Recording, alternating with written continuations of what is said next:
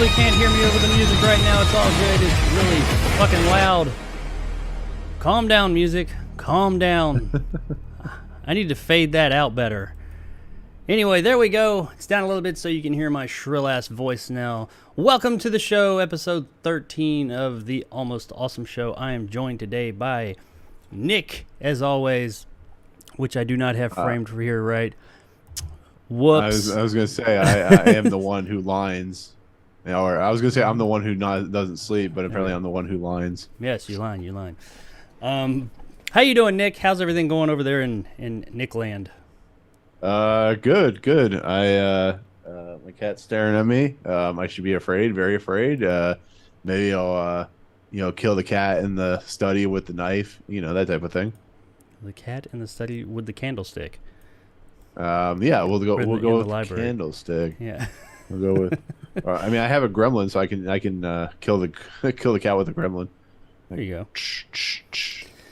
Well, anyways, we have we have some cool stuff to talk about today. Whoops, I always do that. We got some cool stuff to talk about today.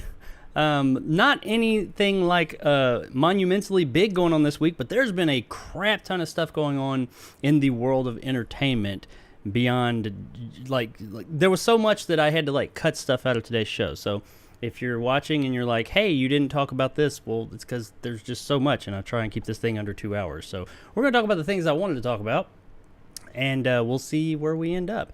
But we're going to talk about a little bit of Gamescom, a whole lot of Batman or Bat-centric information, because there's a lot of Bat person.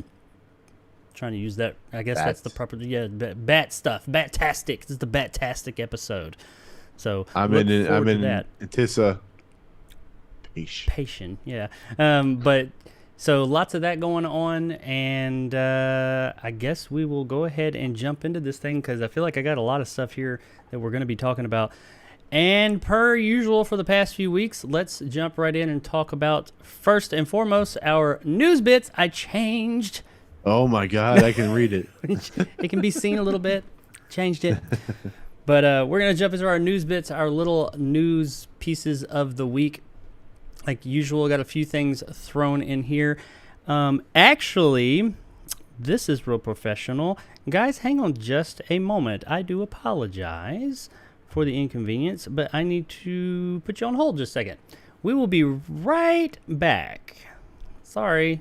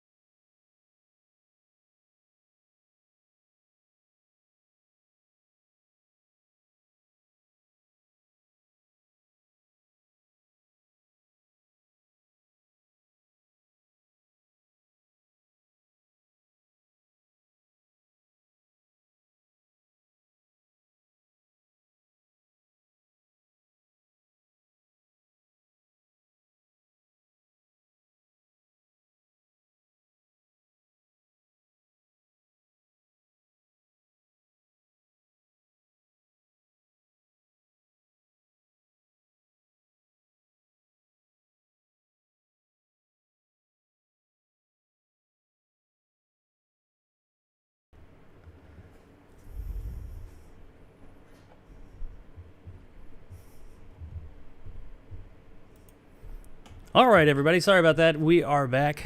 Technical difficulties and all. You know how it goes. So let's go ahead.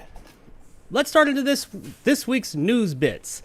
Little newsy bits of information and stories that aren't quite big enough for their own story, so we lump them all together.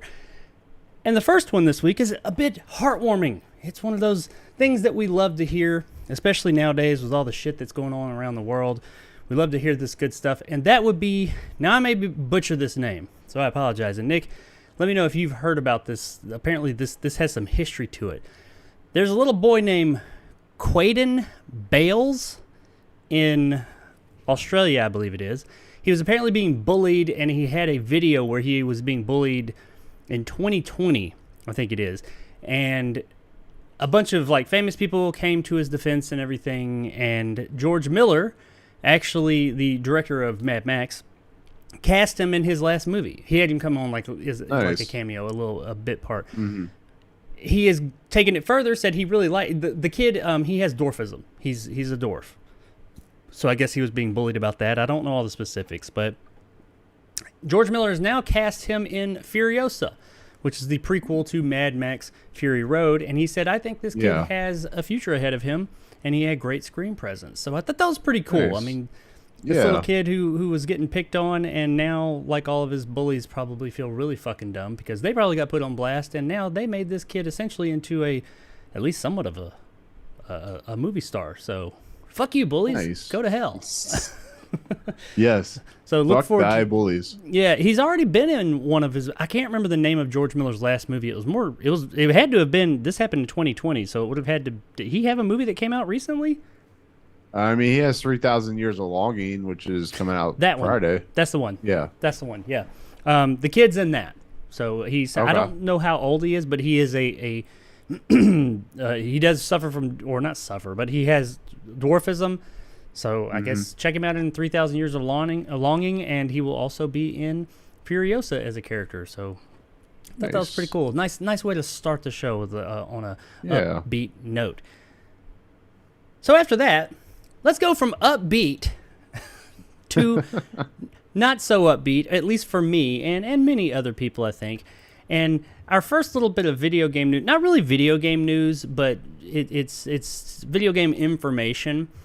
A new game came out yesterday, in fact, called Saints Row. It's a reboot of an old series, which started life on the Xbox 360 as a Grand Theft Auto clone. And it ended up being the best of the Grand Theft Auto clones. It was very much. The first one was straight up just a ripoff of Grand Theft Auto. But then the series went on and kind of became like the most, like the over-the-topper. They really went into the over-the-topness of it, culminating with the fourth one, and the third and fourth one very similar, but just really crazy, insane. I love this series. I've loved it since the first one on the 360, and then it went kind of dormant. The company that was making Volition, they got bought, and they had this other branch off game called Agents of Mayhem. Really wasn't that great. It was like a multiplayer thing. Terrible. Yeah, not great, but it was linked. It was within that universe, kind of like the whole Titanfall and Apex Legends situation, but it wasn't that good. And it's been a while since we had an actual installment of Saints Row. So now they decided, or they announced a little while back that they were rebooting the franchise, which is scary because I love the characters, Johnny Gat and all of them. And it finally came out. It's here. Some of the things I've been seeing about it, I wasn't thrilled about, but you know what? I was going to give it a chance because it was a lot of the same people, or at least the same company. I don't know if it was the same people making it. Came out yesterday. I bought it. Haven't actually played it yet. I've got to free up some space. I thought you had played it. I have not. I've not played it. I was considering playing it today after this show if I had time. I'm not going to have time, but I haven't actually played it yet. We'll talk about it at the end of the show. I may be live streaming it in a couple of days, but nope, haven't played it yet. I'm kind of scared to play it after seeing this because we have a review roundup. The reviews are in for Saints Row reboot or remake or whatever. Best it's not game remake, ever, it's right? reboot. Unfortunately not. It is one of my favorite series to play. Especially the third one is absolutely the best one. I like the fourth one. Some people don't, but yeah, it's not looking good. We got GameSpot has given it. Now, some of these their scores are they use different metrics, but I'm going to pretty much do a 1 to or a 10, a scale of 10 is how I'm going to put it to you.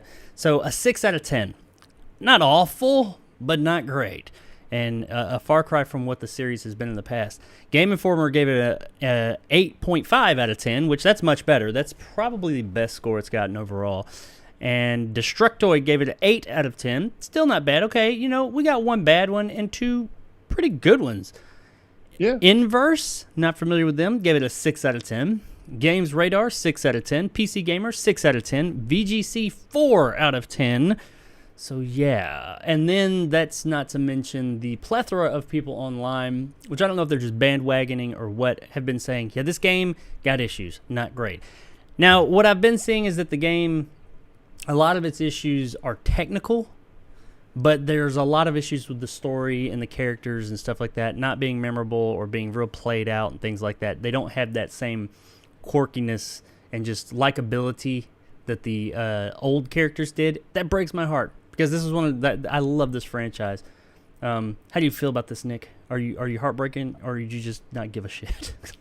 I mean, I'm right there with you. I love the franchise. 3 and 4 are, you know, two of my favorite games to play. 4, I love the you got the touch. You just wait for the you got the power. Oh yeah, their needle drops in those games are amazing. Yeah. 3 was one of those games I think I had more fun than I had with like GTA 4, to be fairly honest. I was not looking forward to this game, to be fairly honest. I know it's from some of the people who created it, but it's just like, where's Saints Row 5? Make Saints Row 5. I don't need a remake. I hate when they reboot stuff. It's like we talked about like a couple weeks ago, Last of Us Part 1. I don't need it. Why? It's only being happened as a money grab. So here, it's unfortunate because apparently they're, as you were saying, trying to go back to like the original game.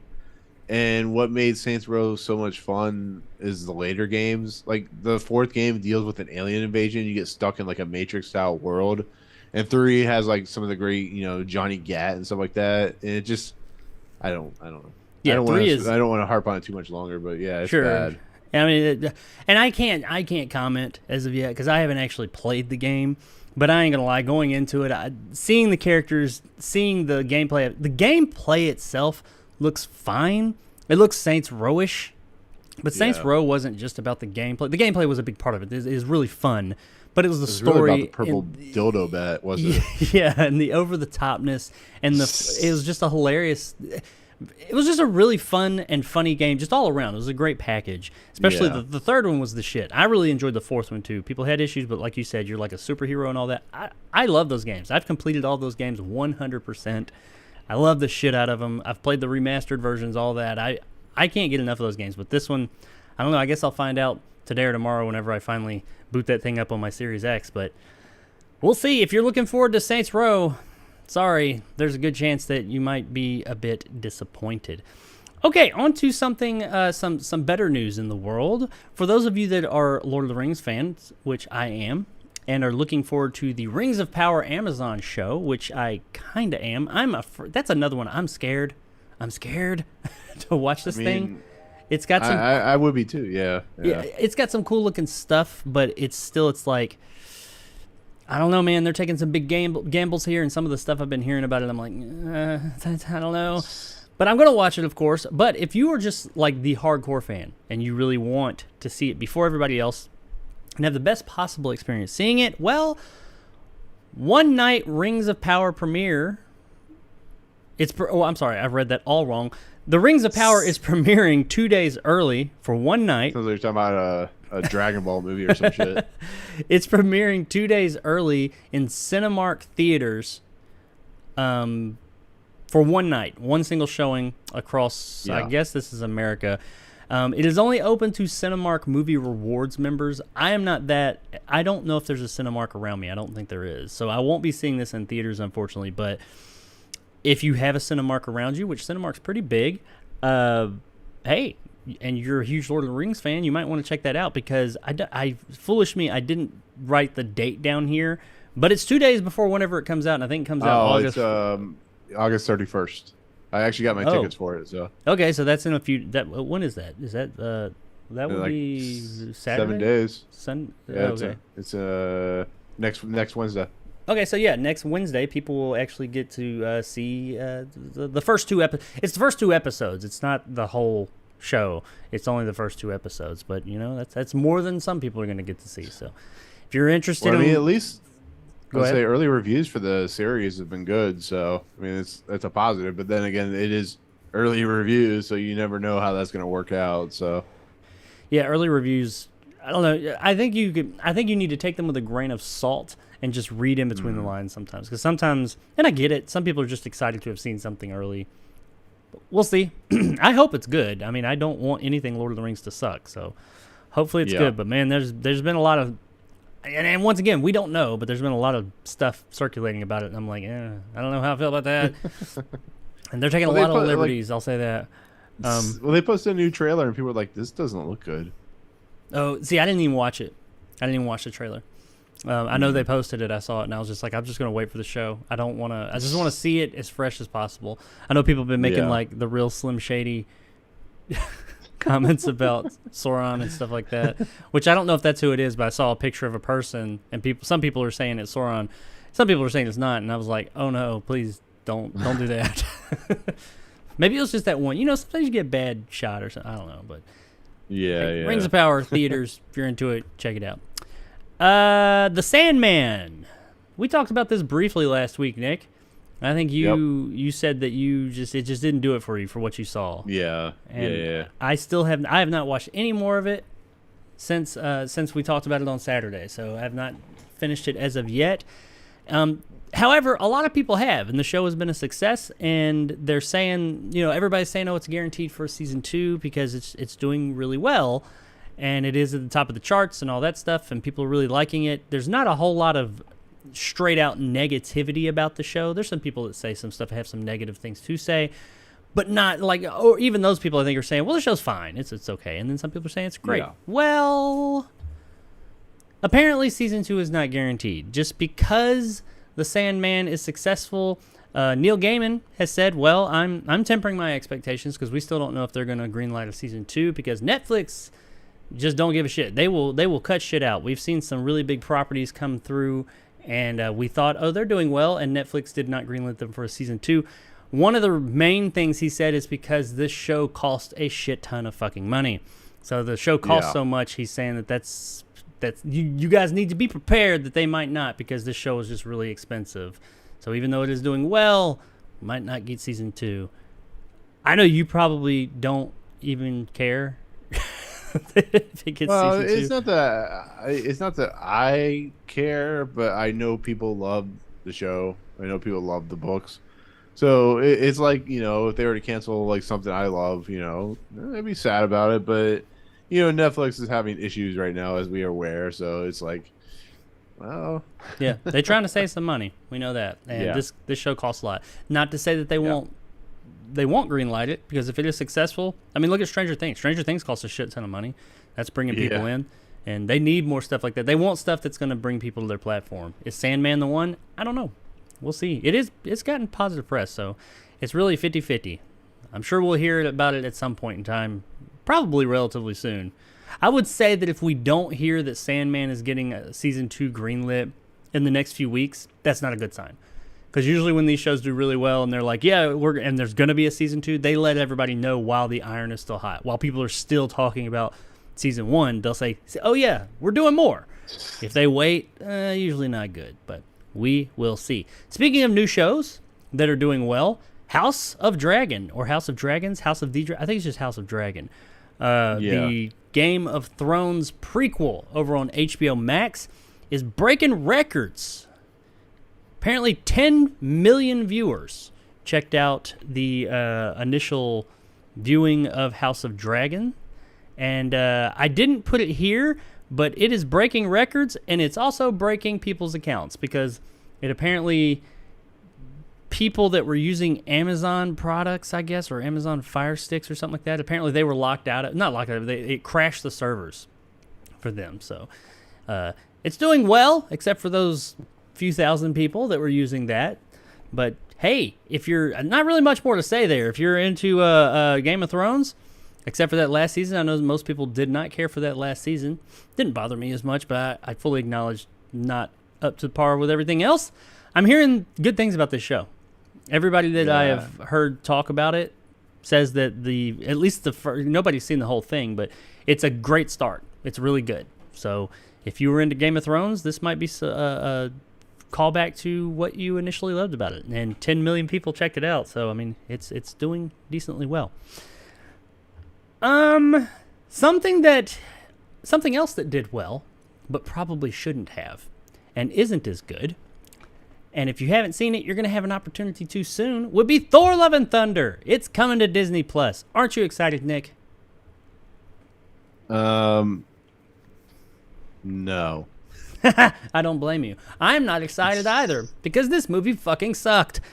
And it sucked a lot. But if you haven't been able to experience the suck, and you still want to experience the suck, I mean, why wouldn't you? But if you want to see this movie and you haven't had a chance, you didn't want to go out to theaters, I totally don't blame you there. It will be on Disney Plus on September 8th, so right around the corner. It is apparently taking a little bit longer than some of the other Marvel movies because September 8th is Disney Plus Day, and they're trying to position it as kind of a opener for Disney Plus Day. So if you're looking forward, or if you just haven't seen Love and Thunder and you kind of somewhat wanted to and you got Disney Plus, there you go. September 8th is your day. Not much more to say about that there, honestly. Rebel Moon. You know what that is, Nick? You heard of that? This is a familiar thing? Yes, unfortunately. Unfortunately. Well, for those of you that don't know, the director, so yeah, Nick is not a fan of the director of this. What Rebel Moon is its conception was a Star Wars movie or story from Zack Snyder. Zack Snyder wanted to make a Star Wars movie. It didn't pan out, so he took the story, which has something. It's similar to Seven Samurai, I think, or it's based on that. Which Star Wars itself had Kurosawa roots, but anyway. Rebel Moon, he took it to Netflix and said, hey, I want to make this movie. It was going to be a Star Wars movie, but obviously we can't do Star Wars over here. Could we just make it into a movie? And they said, sure, Zack Snyder, come on over. You're a hot property right now. Make this really expensive sci-fi flick, sci-fi epic. And he's making it right now. And I think they're actually done shooting it and all that, and it's going to be coming out at some point. We don't have a release date as of yet. Probably very effects heavy, probably lots of post-production. Well, apparently, due to a leak on a California tax credit site, we now know that we're getting a Rebel Moon sequel that has been confirmed because they submitted it for a tax credit through California's something tax credit. I don't know. That, and there were some other movies as well that weren't as surprising, but that one in particular, people were like, oh, Rebel Moon sequel. We don't even know when the hell the first one's coming as of yet. So, me, myself, what little we've seen of this movie, I think looks neat. I like Zack Snyder. I totally see that he has, not all of his movies are great, Sucker Punch, but he has his ways about doing things, and, you know, he's not perfect, but I overall enjoy his films, and I'm looking forward to this one. It sounds like it could be a cool idea. And I don't know if getting a sequel is really... I guess that's good. That means Netflix has enough confidence in this thing to go ahead and announce... Or not announce officially. They didn't officially announce this. But to go ahead and position a sequel without even having the first one done. So maybe that's a good look. I don't know. It is Netflix. What do you think about this, Nick? Well, I mean, they created Army of the Dead, and then it's prequel. So, I mean... Zack Snyder's a golden boy for a lot of people, so yeah. But I have not actually seen the prequel. You liked the prequel, didn't you say? Yeah, it was good, but it was directed by Zack Snyder and didn't have fisheye lens for everything, like blurry, where everything was blurry except for like But so it was based on like his idea or something like that, wasn't it? I guess I don't know. Based on characters, it was good. Yeah. Now, Army of the Dead, I thought was a neat idea that just wasn't, I'm not going to say executed, it's just the story was extremely thin there. The execution was what it was. It was people running around shooting zombies. Okay, that's what you're looking for. That movie's got you covered. But the story was just kind of light, I thought. Lighter than I wanted it to be. Well, either way, that doesn't matter. Rebel Moon sequel coming, and Rebel Moon coming. We don't know when, but hey, you're getting 2 of them at some point in time. So look forward to that. All right, we're almost done with our news bits here, guys. We have an official release date, which I think this release date was already out there, for Halloween Ends, which is October 14th. But what's interesting about this, not interesting, but what's this newsworthy, I suppose, about this, this was supposed to be coming, I think it was it only theaters or was it only streaming initially? No, theater. It was originally theaters. Okay, yeah, okay, so that's the news part.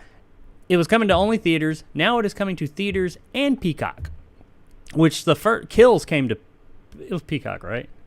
Yeah, Kills came to both. Yeah, came to both as well. So this isn't like revolutionary. It's not like holy shit, it's coming to both. But apparently this one was scheduled to only come to theaters. They have now let us know that Halloween Ends will be in theaters and on the cock on October 14th. So if you're wanting to see Halloween Ends because you just loved Halloween Kills. I don't think it's either of us, but if you just really are looking forward to seeing it, but you didn't want to get out into the theater, hey, you'll be able to watch it at home as long as you have a Peacock subscription, which you probably don't. But go ahead and get one if you're really wanting to see the final chapter, of wait, Evil Bathes tonight. Wait, hold on. Wait. Yeah, yeah. This movie I haven't seen the movie, but I did not like Halloween Kills, so... No. And it seems they've been talking about how this movie is going to be going a similar direction in tone and everything. So, we'll see. October 14th, I guess we'll see. Unless we get it. Well, I won't. Maybe Nick will get an early copy. He can let us know if it's better. We'll just burn it. Yeah. All right. So one more thing here. This is this actually just popped off right before I went live here, and that is that Hulu's Hellraiser movie.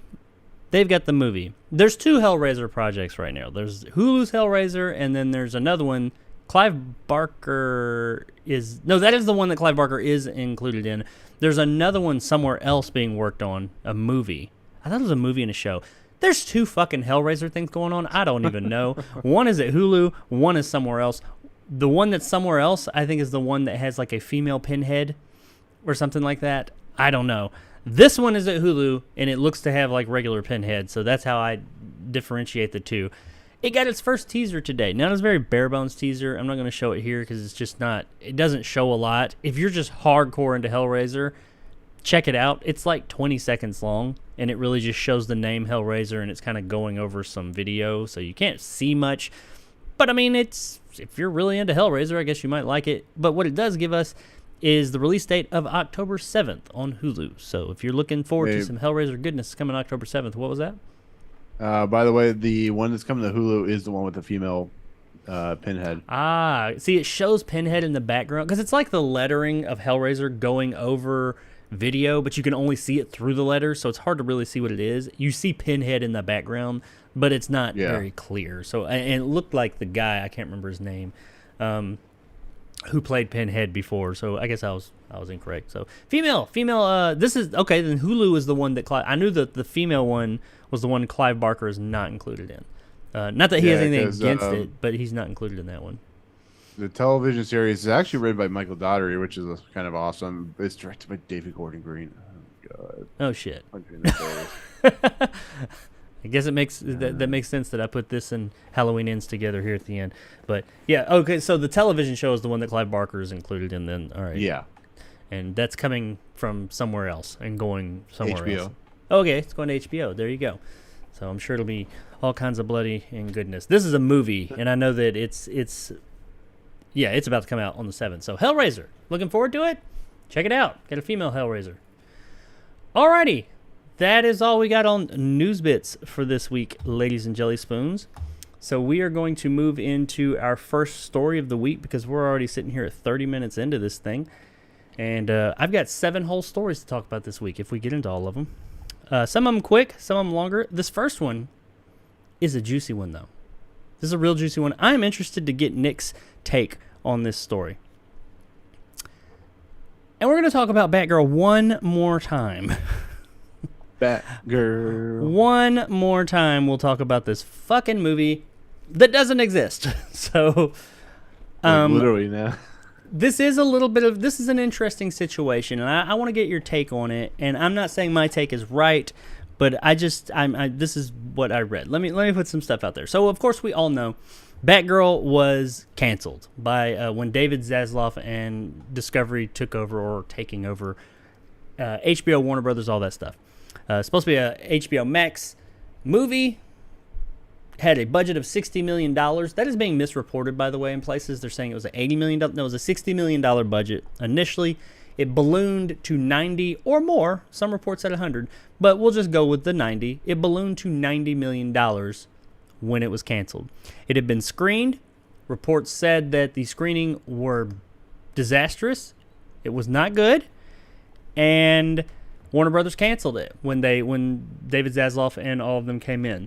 And they were saying that they never said, but it was insiders were saying it was canceled because they're trying to pivot their position and release better content. This did not live up. They also, the budget was out of control. The movie wasn't looking good. And hey, we're just going to cut our losses and move along and save face with the brand and not just try and make a little bit of money back. I can respect that. The directors, I'm probably going to butcher this a bit. I do apologize. It's two guys. They also directed some of Miss Marvel. Adil L. and Arby. Well, I'm sorry. Adil L. Arby. Adil L. Arby. Sorry. That's the first one. And then Bilal Fallah. If I fuck those up, you don't even need to let me know in the comments because I'm sure I did. But I'm going to, that's what I'm rolling with. Sorry. All right, so they did an interview where they were pretty candid about some of the stuff going on with this, and they said, El Arby said, the guys from Warner's told us it was not a talent problem from our part or the actress or even the quality of the movie. They told us it was a strategic change. There was new management, and they wanted to save some money. All right, so that's the first part of this story is that they're saying, oh, no, we made a good movie. We made a good movie, and they're saying that they just wanted to save money. That's why they canceled it. I don't believe this because I've heard a whole lot of reports, and once again, who knows, but I've heard a whole lot of reports that the movie just sucked or it was not coming together, and it was not in a good way. Now, maybe they wanted to save some money, too. That could be right. But I think that your movie, it sounds like your movie wasn't very good, and they decided we don't want to put bad movies out. At least that was part of it because it's damaging the brand. And I can respect that. Were they told this? Probably, because they were essentially being fired. They weren't fired. They were paid. By the way, we learned that everybody on this movie was paid. They all got paid. So that's good. Good for them. But the movie's not coming out. That sucks. I get it. You put a lot of work into something, hard or not. It's not coming out. I understand being upset about that. But I've also been in enough exit interviews, if you will, where people are told, oh, they pad it out. I could see the execs being like, oh, yeah, guys, it's not you. You did a great job. We just want to save some money, so we're just going to get rid of it. I don't think that. I feel like from all the things that I've heard, it sounds like this movie just wasn't very good, or at least it wasn't coming together. I could be wrong. What do you think, Nick? I mean, do you think that, am I just being too harsh, or do you think that there's some credence to not what he said? I'm not saying he wasn't told that, but do you think that that's what it was? Do you think they were just trying to save money, or do you think the movie probably just kind of sucked? I mean, it's possible it just kind of sucked. It just all depends. The problem is you have to be like a fly on the wall to kind of understand what's going on, and of course we're not there. We don't know. That is the major problem with when it comes to filmmaking or any type of industry thing like video games or whatever. If it's canceled, there's a lot of stuff that gets sprung around and you're never entirely sure what it is. I don't know if you're going to include the other part of the story or include the other part about what they tried to do. Yep, that's coming. Okay. That's coming. So I'll leave that to you say it, but here's how I look at it. Something happened.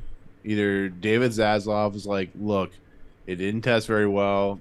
We can save money if the main problem is not that they canceled it, it's how they canceled it, and it's how the directors found out about it is the major problem. Like if David Zaslav had been like, look, it didn't test very well. We're honestly trying to save money. They brought these two guys, LRB and Falah into a room and explained this to him. It happens. Directors who get fired as long as they're told, and sometimes Well, I will like say, James Cameron. my understanding was that when all this news about the cancellation of it broke, that wasn't an official release. Like it wasn't Warner Brothers saying we have canceled this. My understanding was that that broke, like that was leaked out first. I could be wrong. I don't know. Is that true, or did they actually announce, "Hey, we're canceling this," and they found out on social media? I know they found out at a wedding. They had no idea. They were in the middle of like trying to get it finished, and they had one of the directors was at a wedding or was being married, and they found out like everyone else did. So there was no Well, I knew that unless they're lying about it. No. I knew that. I knew that they found out that way. I'm saying, but was it Warner Brothers' intention to put that out when it came out? That, hey, we've canceled this. I thought it was a leak, that it got leaked out that, hey, this movie, and everybody ran with it, and then Warner Brothers came out and they were like, okay, I didn't hear about that. Yeah, we're canceling the movie. I could be wrong. I mean, I don't know. Maybe Warner Brothers was just like, no, we're not doing this movie. Hey, everybody, we ain't making this movie. Oh yeah, let's let those guys know. I mean, to be fair, like look at all the stuff they've taken off of HBO Max. It just disappeared. We were like, where is this stuff? And they're like, oh yeah. We're not going to pay residuals anymore. Oh yeah, that no more residuals for you. And people were like, okay, that's fucked up. That's what like HBO Max did last year, where they were putting everything on HBO Max, which was cool, but it didn't. It pissed off Denis Villeneuve, and he almost quit doing fucking Dune. And I don't know. It's weird. Well, I don't. I mean, like you said, fly on the wall, which we are not. We'll never know for sure, but I do know that there's been a lot of reports, and once again, this is just reports. This is people talking. Who knows? That there have been quite a few that have said that the movie just wasn't testing well. It just wasn't coming together, and for whatever reason, was it her fault? Was it their fault? I don't know. Who knows? But it wasn't coming together. We won't know. I mean, this movie will be seen eventually. There's no way that this movie will not eventually be seen by people to where we'll find out, was it any good? But with all that aside, since we'll never know, there was more to the story. A little bit more. And this is the part I really wanted to get your take on. So they went on to say, first, when I heard the news, I was shocked. I didn't know how to react. I wanted to break stuff, cry, even laugh. I was like, this is not happening. This is LRB saying that, by the way. Batgirl, he also said, as far as like if they were to release it, this is concerning if they were to release the film. Batgirl cannot be released in its current state. Before it's released one day, there would be a lot of work still to do. That is that sentence. But anyway, just like the Snyder Cut, he says, there's no VFX. We still had to shoot some scenes. So if Warner Brothers Discovery wanted us to release the Batgirl movie, they would need to give us the means to do it, to finish it properly, and our vision. Now, there's another part of this story we're going to get to here in just a minute, and that's what Nick was referencing a moment ago. But on that right there, I wanted to say, God damn, you are already from $60 million to $90 or more million dollars. You're over budget. What is that? $30 million on a $60 million. So you're over budget, 50% of your budget. And you're sitting here saying we still got more. No VFX are done? You're telling me no VFX house has been working? VFX houses are working on effects as the movie is being made. So no effects have been done. You still got to pay for those. You still got to shoot more scenes. So you got more labor. You got more. The movie is not, because it's been screened. That's why I was saying all along, this movie's done. It's been screened, at least in a work print version. It might have some, like, like a shot, some pickup shots and stuff. They're making it sound like there's whole scenes that have to be shot. And, like, the movie is in just, like, no way, shape, form, or fashion ready to go. How much were you planning on spending on this thing? I mean, that might be one reason you got let go to a degree. People have been kind of, like, looking at these guys as, oh, poor them, poor them. Yeah, poor them. It sucks, okay? Yeah, you work on something and it didn't work out. That sucks. But damn, what kind of job were you doing when, at any other job, if you did that bad of a job, you'd probably get fired or at least scalded for it. They weren't doing a good job, because part of the director's job is to make sure you come in under or around budget. If you go over budget, that's fine. But 50% over your budget and you still ain't done. I get why they came in and they were like, hey, yeah, this isn't working, guys. What you got doesn't look great, and you're saying you need more money. We're just gonna let this thing go. So that's adding more and more credence. They're putting this out there, like trying to like get on that whole Snyder Cut, release the Snyder Cut kind of vibe. And I don't think this movie has that kind of energy. Maybe it does, but I do think that we're going to see what's out there eventually, and we're going to talk about that footage here in a minute. But do you think the movie is in bad a shape as they're leading on? Like, no effects? He says there's no effects. No VFX have been done. That's usually not how movies are made. I mean, granted, they go hardcore after the movie is completed, but as they shoot, they're working on VFX as they're filming the movie usually. What's your take on this? No money equals no VFX. I mean, I don't know. I mean, it just all depends on the movie too. Like if it were a Marvel movie, they're already working on the film from 10 years from now. You know, it's just, I don't know. The whole Batgirl situation is a mess. That's all I'm gonna say. Warner Brothers as a whole right now is kind of a mess. Well, what we know of, that's the thing. Which I won't. We've talked about it here before, and I've said it. I think that what they could be doing something great here. They could be turning this, not Batgirl per se, but just the DC and Warner Brothers as a whole. They could just be restructuring it. That happens, and this is just growing pains and needs to happen. And in a year or two, we look at it and we're like, yes, they did the right moves. They've got quality movies coming out right now. But right now, everything is so publicized, it's a shit show. Everything is getting put out there, all their dirty laundry. I think we usually don't hear about it. Well, I mean, that was going to happen eventually, so it was just a matter of time. I think it doesn't happen until after. Because even look at the like Star Wars Disney merger. Well, not merger, when they bought them. We learned a lot of stuff about the whole George Lucas situation and all that years later. Because years and years later, we learned about some of the shitty stuff that happened there and how things were kind of ugly. But we're learning about it as it's happening. So I think that's kind of putting it in more of a bad light instead of getting like somebody doing an interview 5 years from now, but or 10 years. All right, so I mean, myself, I don't think that this thing's going to catch on the steam of like something like the Snyder Cut, like that movie or hate it. That was Justice League, and it was a movie that did come out, and people were saying, "Oh, there's a better cut." And there was like just a lot more going on with that. I don't think Batgirl has that type of power. I could be wrong, but I do think that we will eventually see footage from this movie. Now, as far as footage from this movie goes, this is the crux of the story. This is the part I really wanted. I said that a second ago, but this is the part I really wanted to get Nick's take on because people have been of two minds on this, and I'll tell mine. So when talking about the movie itself and what's out there and what they do have, the directors had to say, we have nothing, Fala said. Adil called me and said, shoot everything on your phone. I went on the server and everything was blocked. So for those of you that don't know, when they're shooting these movies, because they shoot them digitally now, they're not on film. They upload it all on servers and stuff, and that's where they have the footage, and they go to edit it there. Makes sense. We were like, fucking shit, all the scenes with Batman in them. Shit.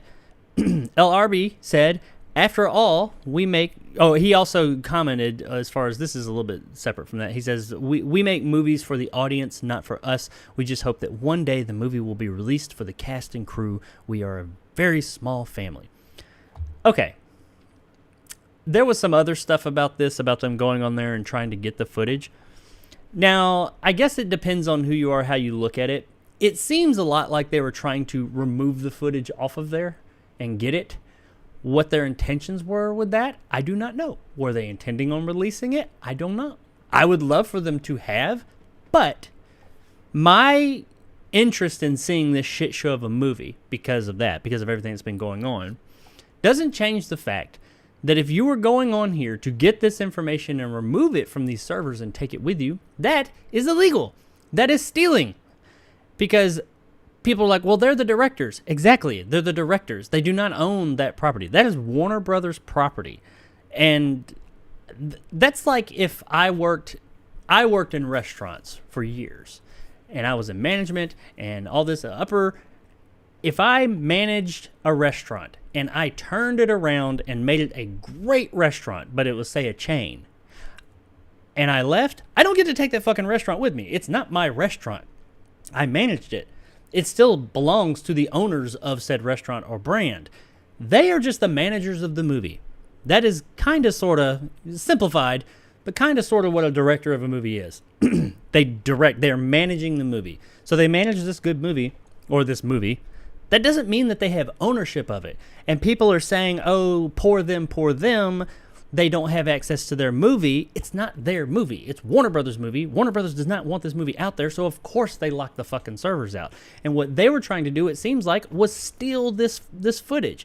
Now, that might be a little highfalutin. It might be, what do they call it, conspiracy theorist talk. I don't know. And I don't know if that's what they were trying to do. Maybe they're just trying to look at it. Doesn't sound like it, because he's saying, he even said, shoot everything on your phone, which I took that as, look at it and record it on your phone so people could see it. No, that's illegal. You're not supposed to do that. You are not entitled to this footage, what you did. You were working for somebody. I mean, that's my take. What do you think, Nick? Am I? And if you think differently, please, by all means, let me know. I mean, it's interesting when I don't know if they should be talking about that kind of stuff because it could get them in serious trouble. I mean, that's like, yeah, they're more or less admitting to it. Yeah, that's. I mean, I don't know what they're. I'm not gonna lie. Thinking. If they got a hold of it and released it, I want to see it. There's that part of me that just wants to see how bad was it, or was it bad? Yeah. Let me see this thing. Let me see what's out there. I've heard so much about it. I've reported so much on it. I want to see what I've been talking about. But on the flip side of that, I fully acknowledge that if they did that, that would still be illegal. I'm not going to sit here and like, oh, poor them. They didn't know. That's not theirs. It's not their property. But people are kind of taking that route with this story, saying, oh, poor these guys, because they don't get to keep their... No director gets to keep their fucking movie. It's not their fucking movie. If you want that, you can do that. Go make an independent movie. You go make an independent movie where you finance everything, you get to keep the fucking movie. Unless you sell it to somebody, then it's not yours anymore. But that's what's going on with Batgirl. Hopefully this is the last fucking thing we talk about with Batgirl. I doubt it will be. But hopefully it is, until we maybe one day get to say, hey guys, I saw Batgirl. Who knows when that'll be, though. But I still stand by that this movie is going to come out.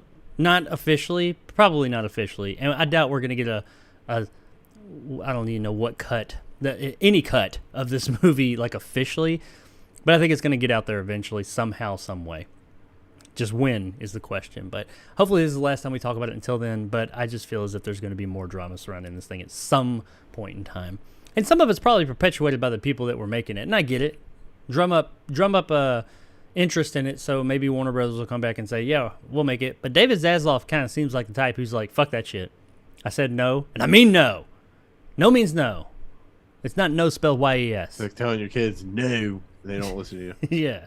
So, anywho, that's our first big juicy story of the day. What do you guys think of that?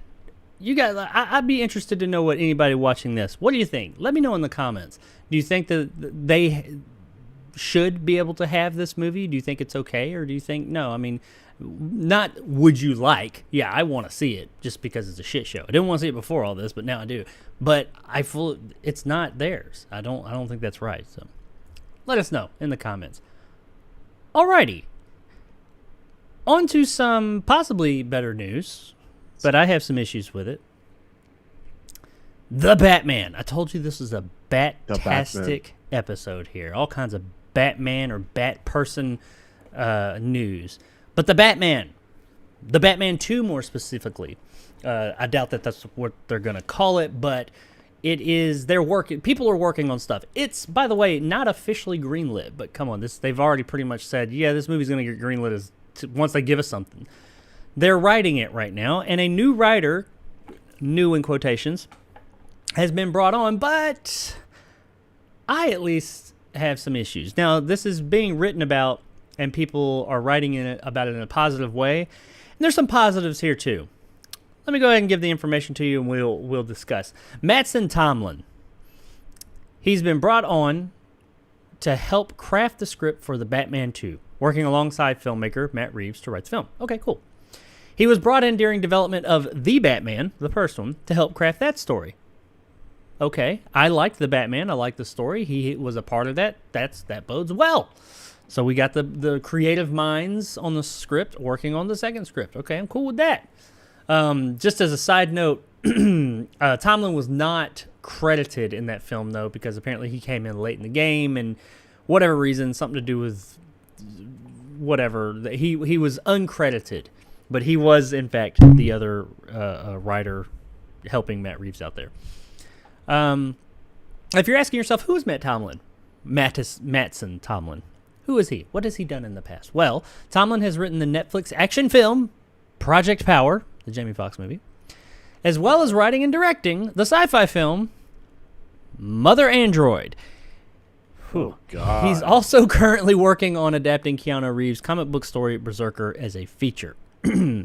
Also, there was some other stuff with this story that went on to show that there were some questions whether the Batman was going to move forward, like that the Batman version, Matt Reeves' The Batman. They were going to continue on with it with all this Warner Brothers stuff. Apparently, they're all good. The Batman world is going to remain separate in its own thing, and they're going to continue on with that. So if you're afraid of that, from what they're saying, apparently it's going to. But that's not what this story is about. We're going to be talking about Mattson Tomlin and what we think about this gentleman.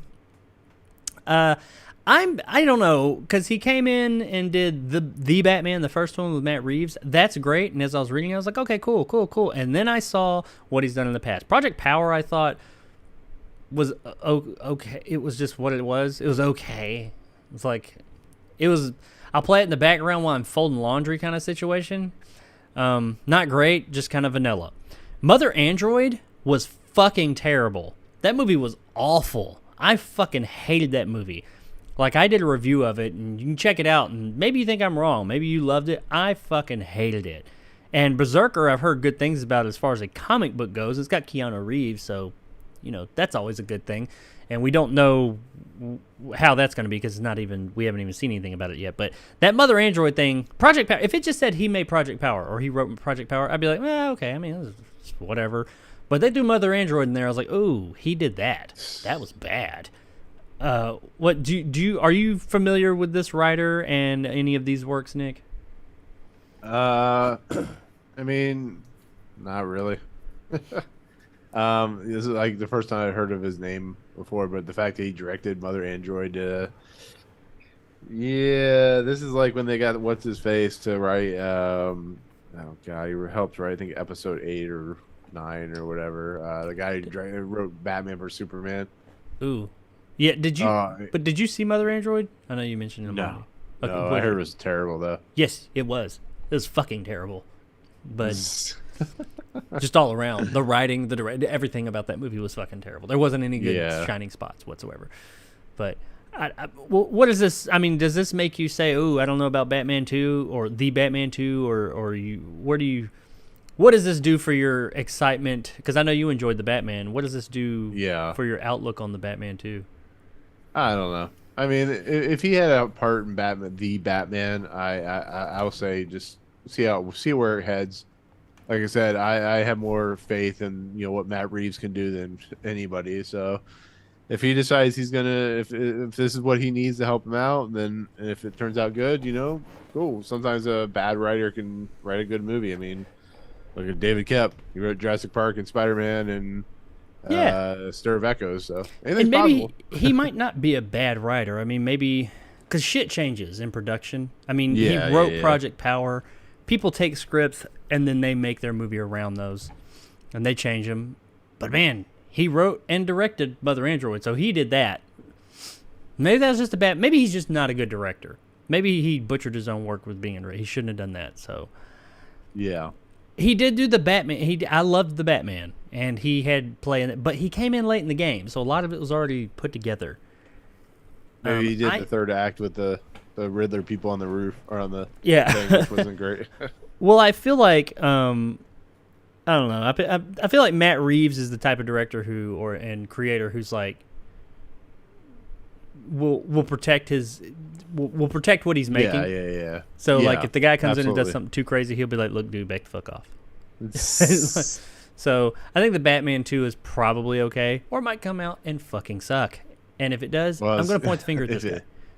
It come out in like 10 years, so I think fingers crossed that it turns out real well. So yeah, it'll be old man Batman by that point. Yeah, Exactly. the Batman 2 is apparently a little ways off. Maybe not 10 years, but it's probably a few years off for sure. But hey, the Batman 2, I know this is just a short little story, just letting you guys know who's going to be writing it, or at least it's pretty much the same people writing it. He's just going to he's coming in earlier now, so he's going to have more input on the story. Whether that's good or bad, I don't know, but he did make motherfucking Android. That's what it should have been called, is motherfucking Android. But that would have been an interesting, much better movie. Probably not in Hulu though. Probably somewhere else. But yeah, that would have been.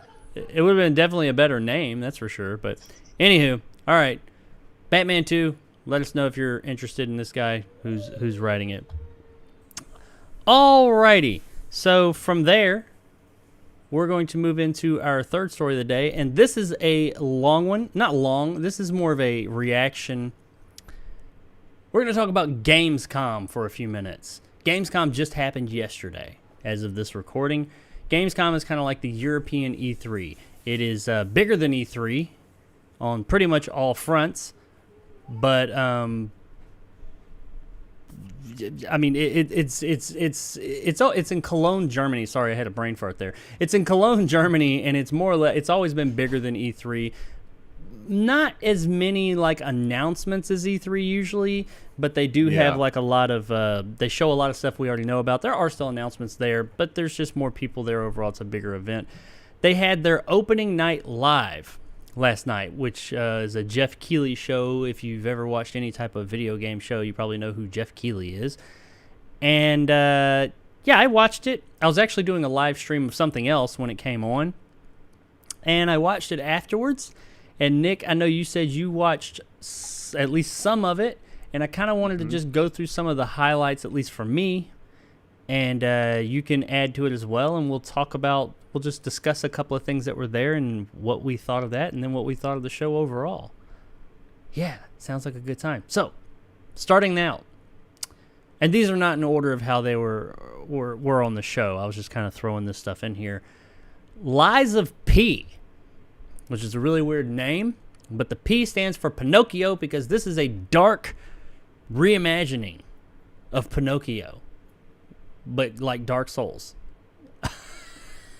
There's 3 fucking Pinocchio properties coming out? There's 3 fucking Pinocchio properties. There's Guillermo del Toro's Pinocchio, there's the Disney Pinocchio, and now this one. I'm not sure who the developer of this is. I don't have it in front of me. But it does it is very Soulsborne looking. So it's like a Dark Souls or Soulsborne gothic dark Pinocchio inspired game. Yeah. It looked neat. It was, once again, it was just a trailer, not a lot of gameplay. The big thing on it is coming to Game Pass day one. It is a multi-platform, but it is coming to Game Pass day one. This is one that a lot of people are looking forward to, apparently. Could go the way of Elden Ring being a big thing. I mean, that's a big genre right now with the whole Soulsborne deal. I mean, that's really all I can say about it. It looked cool. It looked interesting. I wasn't blown away by it, but I don't get blown away by CGI trailers that much anymore, unless it's got to be something really like, holy shit, I wasn't expecting that, like a known property usually or something like that. But because you never know with these CGI trailers. But Life of Pete, did you see this one? No, I sure didn't. Okay, well, it's worth. I would say that this one's worth checking out the trailer if you are into video games, and it's just interesting. Being a Pinocchio, it is very dark. And I mean like the tone is extremely dark in the way that it is it like McGee, Alice in Wonderland? Darker. Very dark. Like it is a very dark telling. Does Pinocchio have wood or some shit? I'll let you check it out, but you guys check that out too. It's just very, dark soul. It just, check it out. It's interesting. I'll give it that. It did catch my attention. Something else that caught my attention until the very end of it was Dune is getting a video game called Dune Awakening, and get a pretty cool trailer seeing Paul Atreides, but not the Paul Atreides, at least in face form, from the new movie, the Denis Villeneuve movie. And not even the old one. This is an all new look for Paul. We see him doing some monologuing. It's a CGI trailer, but I love me some Dune, so I was like, okay, this is Dune. You've got my attention for a moment. We see a sandworm come up, eat a spice rig, and then shoot up, and he runs at it to jump on it and ride it, and then it goes out and shows us the Dune logo. And it seems to be using the aesthetic of the new Dune film, or films now, I suppose, but not the faces of the people, even though that was Paul Atreides. He's doing the whole mantra of the Wearing Way and all that. And I was cool with that. I was like, I don't really care about that, but I was cool with it until I find out that this is an MMO. What'd you think of that? I'm not an MMO fan, so no. That's what I thought. I am not downing MMOs.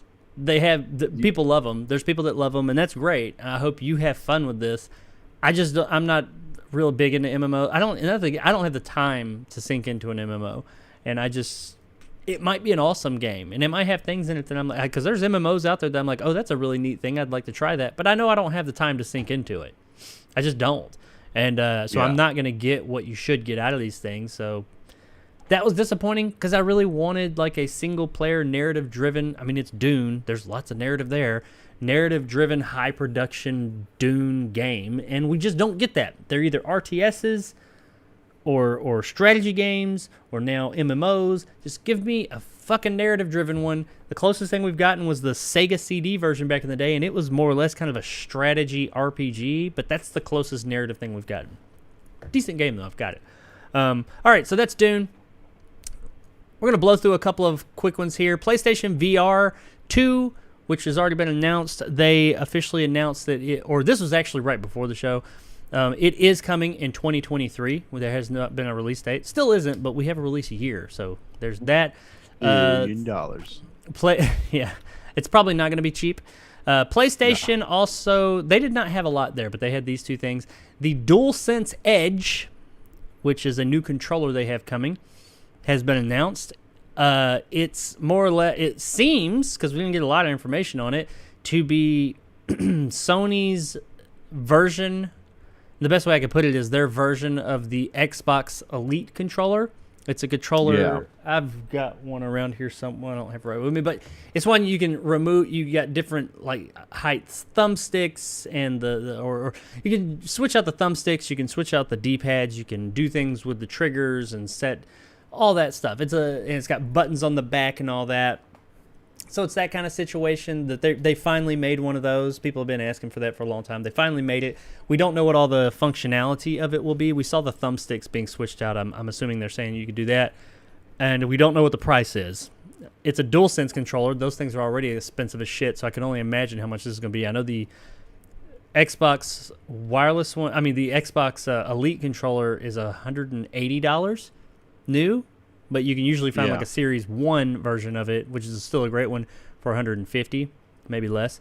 But just, it's not going to be cheap, ladies and gentlemen. Is it good or not? I don't know. They showed like a CGI mock-up trailer of it. But that's coming for those of you that have been wanting that. Welcome to the party, PlayStation. Callisto Protocol.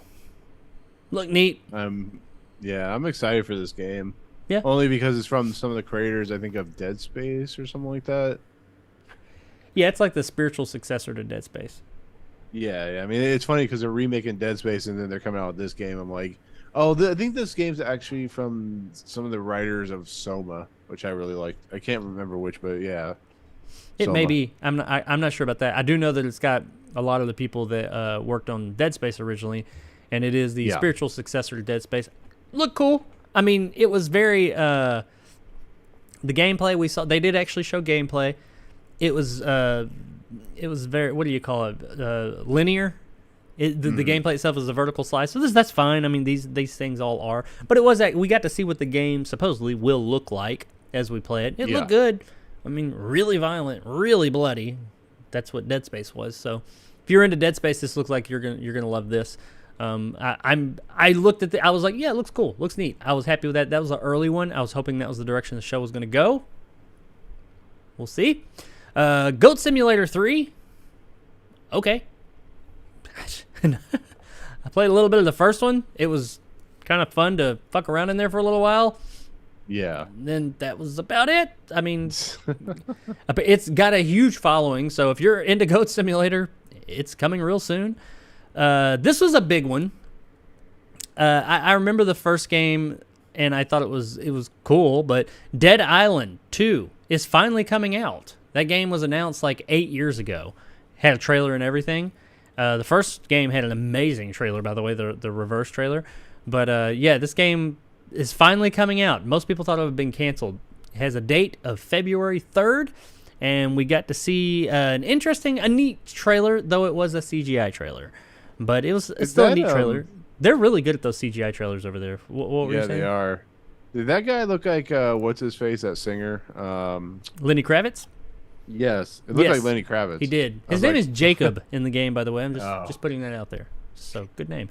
But yeah, that's coming. What have you been doing to Jacob? If you've been looking forward to Dead Island 2 and wondering when it was coming, or if you enjoyed the first one, Dead Island 2 is finally coming, February 3rd of 2023. This one, I'm happy to see, but I don't know if I'm going to play it much. I'll probably play it at least once, and that is that we are getting a Killer Clowns from Outer Space game, which, where the hell that came from, I don't know. I love Killer Clowns from Outer Space, but that's just one of the most random announcements from a known property. Well, it's funny too because Halloween Horror Nights down in Orlando, I think that was actually in California too, had Scare Zone for Killer Clowns from Outer Space, and then the next year they actually had a house, like a haunted house for it. And it was actually pretty good. I think you wore 3D glasses or whatever, and you walked through. It was cool. It's weird how because there's a 4K Blu-ray coming too, so it's been interesting. Well, they've been trying to get a sequel in movie form, show form, all kinds of different forms made of this for Killer Clowns for years, like decades. Yeah. It's ridiculous. It pops up every few years. They say, "Hey, we're working on one." Still, the Chiodo brothers, I think, is the name of the directors. But that's coming in early, not an exact date, but early 2023, and it is made by the team that made the Friday the 13th game, and it very much looked like that kind of game. So you're gonna, if you are familiar with that game and you liked it, which I never played Friday the 13th. I even own it. I never played it, but I heard that it was a fun game. It's a multiplayer game. It's gonna be multiplayer, like where one person, and with this one, it's probably gonna be multiple. Is the bad guy, the murderer, if you will, Jason in those games, and everybody else is like the camp counselors. It'll probably be something similar to that. Maybe one clown, maybe multiple clowns. People are playing that. So just a multiplayer game. I'll give it a shot, but I know that this is probably not going to be one I play a lot. But I do love the property. And the trailer looked neat. I mean, it looked like Killer Clowns. So, hey, there's that. It had the awesome Killer Clowns theme at the end of it. So I was happy to hear that. Right. Always happy to hear that song. Another one this one is one that I'm looking forward to. Not necessarily anything I've seen about it blows me away, but just who it's coming from and the vibes I get from it, and that is High on Life. That's coming from the creator of Rick and Morty, and he also, another game he made that I really enjoyed in VR, Accounting and Accounting Plus, which was hilarious. One of the funniest damn games I've ever played. You ever play Trevor Saves the World? Trevor, is it Universe? Trevor Saves the Universe? Whatever, Trevor Saves Somebody. Yeah. That's another one. I own that, never played it. I wanted to play it so bad, I totally forgot until you just said that I own that game. I bought it to play it, and I forgot. But, High on Life coming. I don't know about you, but first of all, I really like the sense of humor that this guy and this team has with their properties, so I'm looking forward to that.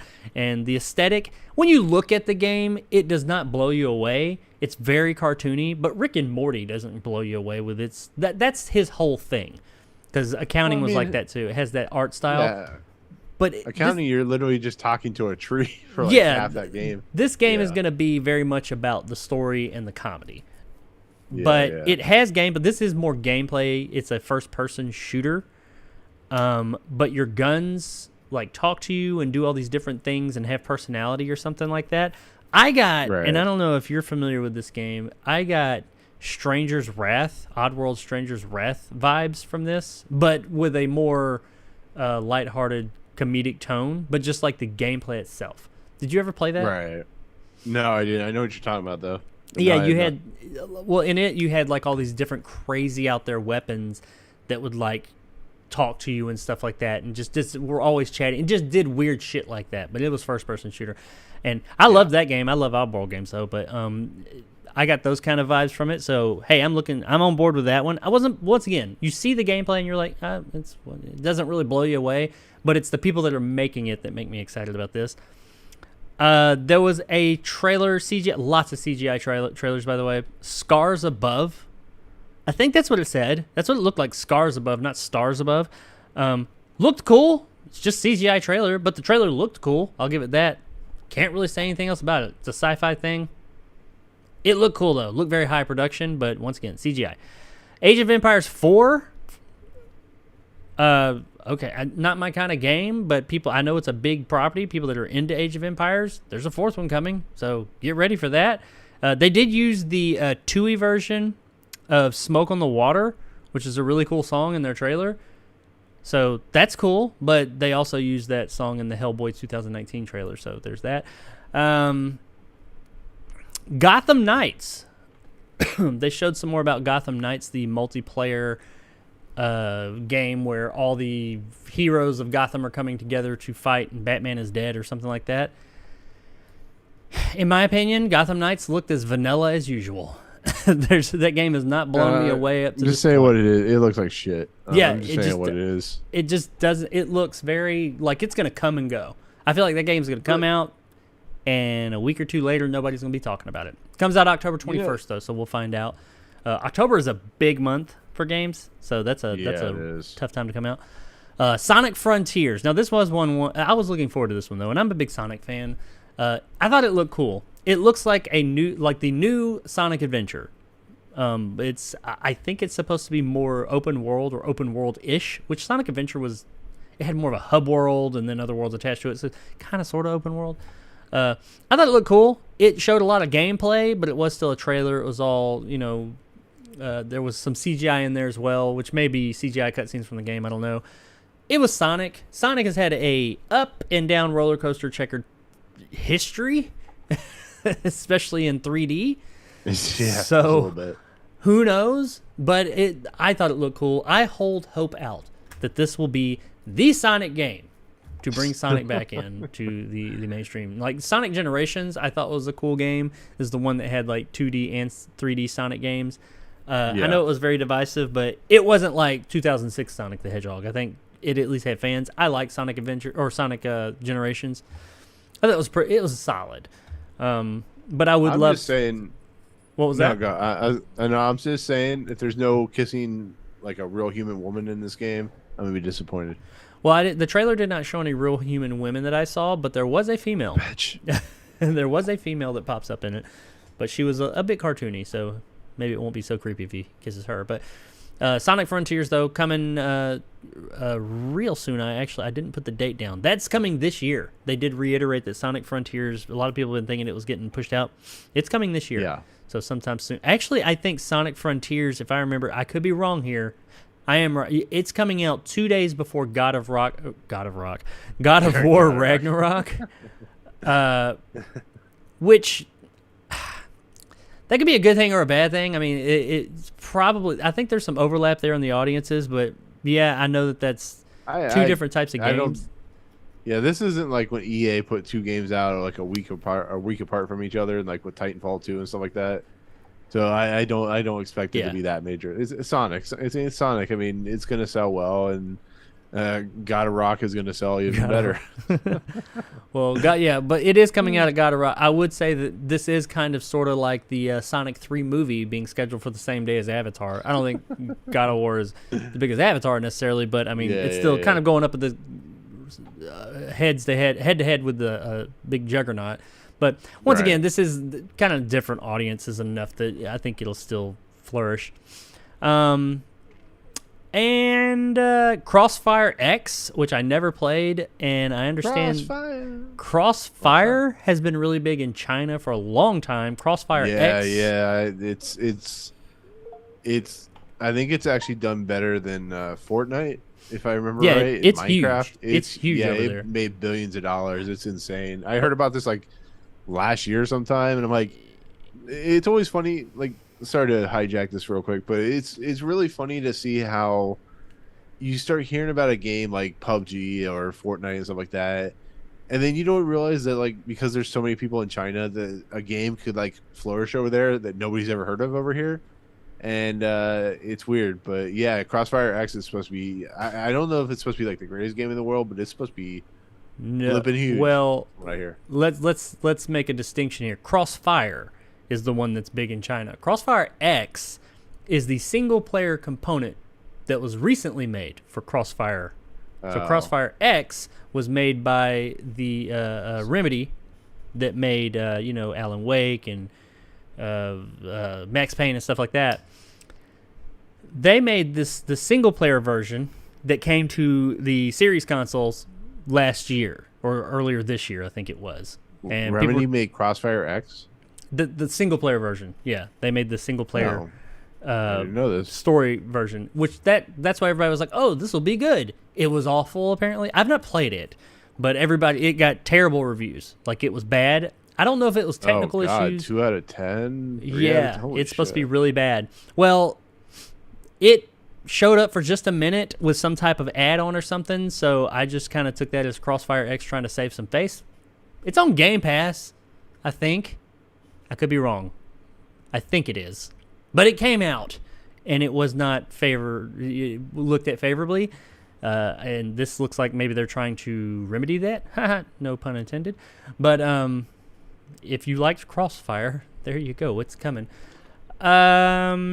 Where Winds Meet is a game based around Chinese mythology. Okay. Looked like Why do I... an action RPG. I mean...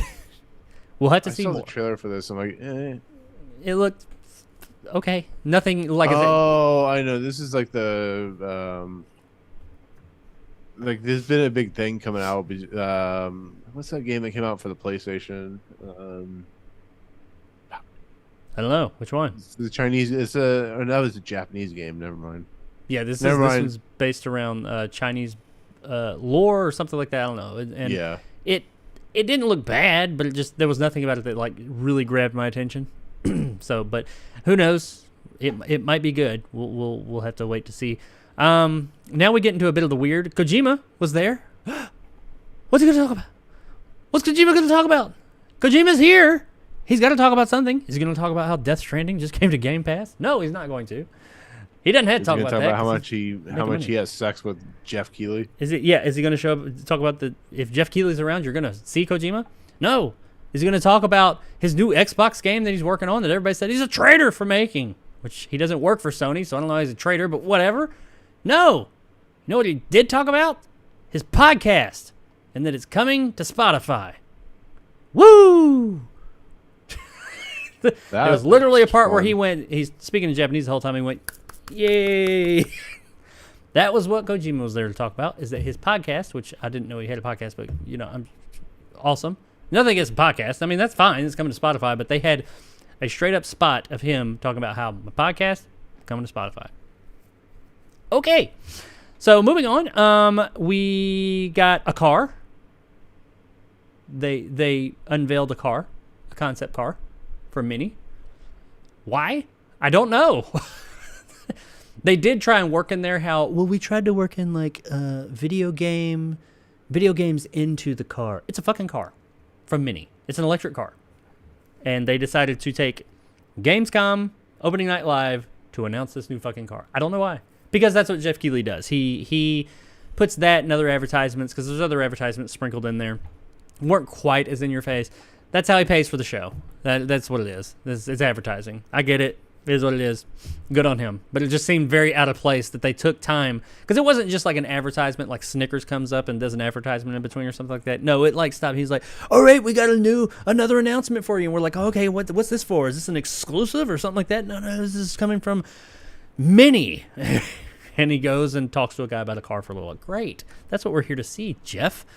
Outlast Trials, which I think is a multiplayer Outlast. I could be wrong. I'm not sure. I've heard of this game. The trailer does not really tell you much. It looked like Outlast. It looked like more Outlast. If you liked Outlast 1, I haven't played 2. It looked like that. So Whether it's good or not, I don't know, but the beta is coming October 21st, which that should tell you, yes, it is multiplayer, because why would a single-player game have beta? But October 21st, you can get in on the beta if you're interested to play Outlast Trials. How that works, I don't know, but it's coming. And I think that is everything that I wanted to talk about. Was there anything there before I get into my thoughts about this thing that I didn't mention that you saw that you wanted to throw out there to the masses, Jeff? Nick? I always called you Jeff. Hey, Jeff. No, I mean, they showed some more stuff for, what the hell game was it? Layers of Fear. That's like a reimagining of the series, which I'm. Well, they just showed footage. If we're talking about opening night, there wasn't. Yeah. Just the opening night show. Yeah, everything you talked about, there wasn't really anything. This is the problem with these game shows. Like, you get excited for them, and then you watch them, and you're like, that was a waste of my time. I mean, we did the whole was a PlayStation or Xbox thing, and you remember how much of a shit show that was. Yeah, they all have been this year for the most part. I think. Yeah, just kind of underwhelming. And that's. Go ahead. No, I'm just saying there wasn't anything of note. To be fairly honest, I got really excited for the. I don't know if they did Ghost. The Killer Clowns. I was like, ooh, Killer Clowns, but when I saw the Dead Island 2 stuff, I don't care about Dead Island 2. I really don't. It just that game is 6 years too late type of thing. Yeah, I mean, I don't remember the first game that much. I remember it being okay. Yeah. I know a lot of people like it. A lot of people were looking forward to the second one 6 years ago, and they've been just talking about it. So I don't know. It better be good. If it's not good, it's gonna get trashed by people because it took so long to come out. Duke Nukem. New Tales from the Borderlands. Oh yeah, I didn't mention that. Yeah, that's coming. Tell us about that. Here's how I feel about that. I understand why they're getting new characters, but you didn't complete the other story. Maybe that's under, I don't know, some kind of contract. But that first game was amazing and funny, and I want those characters to come back because they were so much fun. But I didn't finish Tales from the Borderlands. I need to. Not to say it wasn't good. I just got sidetracked. But yeah, Tales from New. It's even called that, New Tales from the Borderlands. But it's supposed to be a sequel. There was other stuff too. Was there something else you wanted to go over? I'm looking through the list, and Return to Monkey Island was already announced. Oh, yeah. There was other stuff, but I mean, for me at least, there was nothing that just like jumped out at me.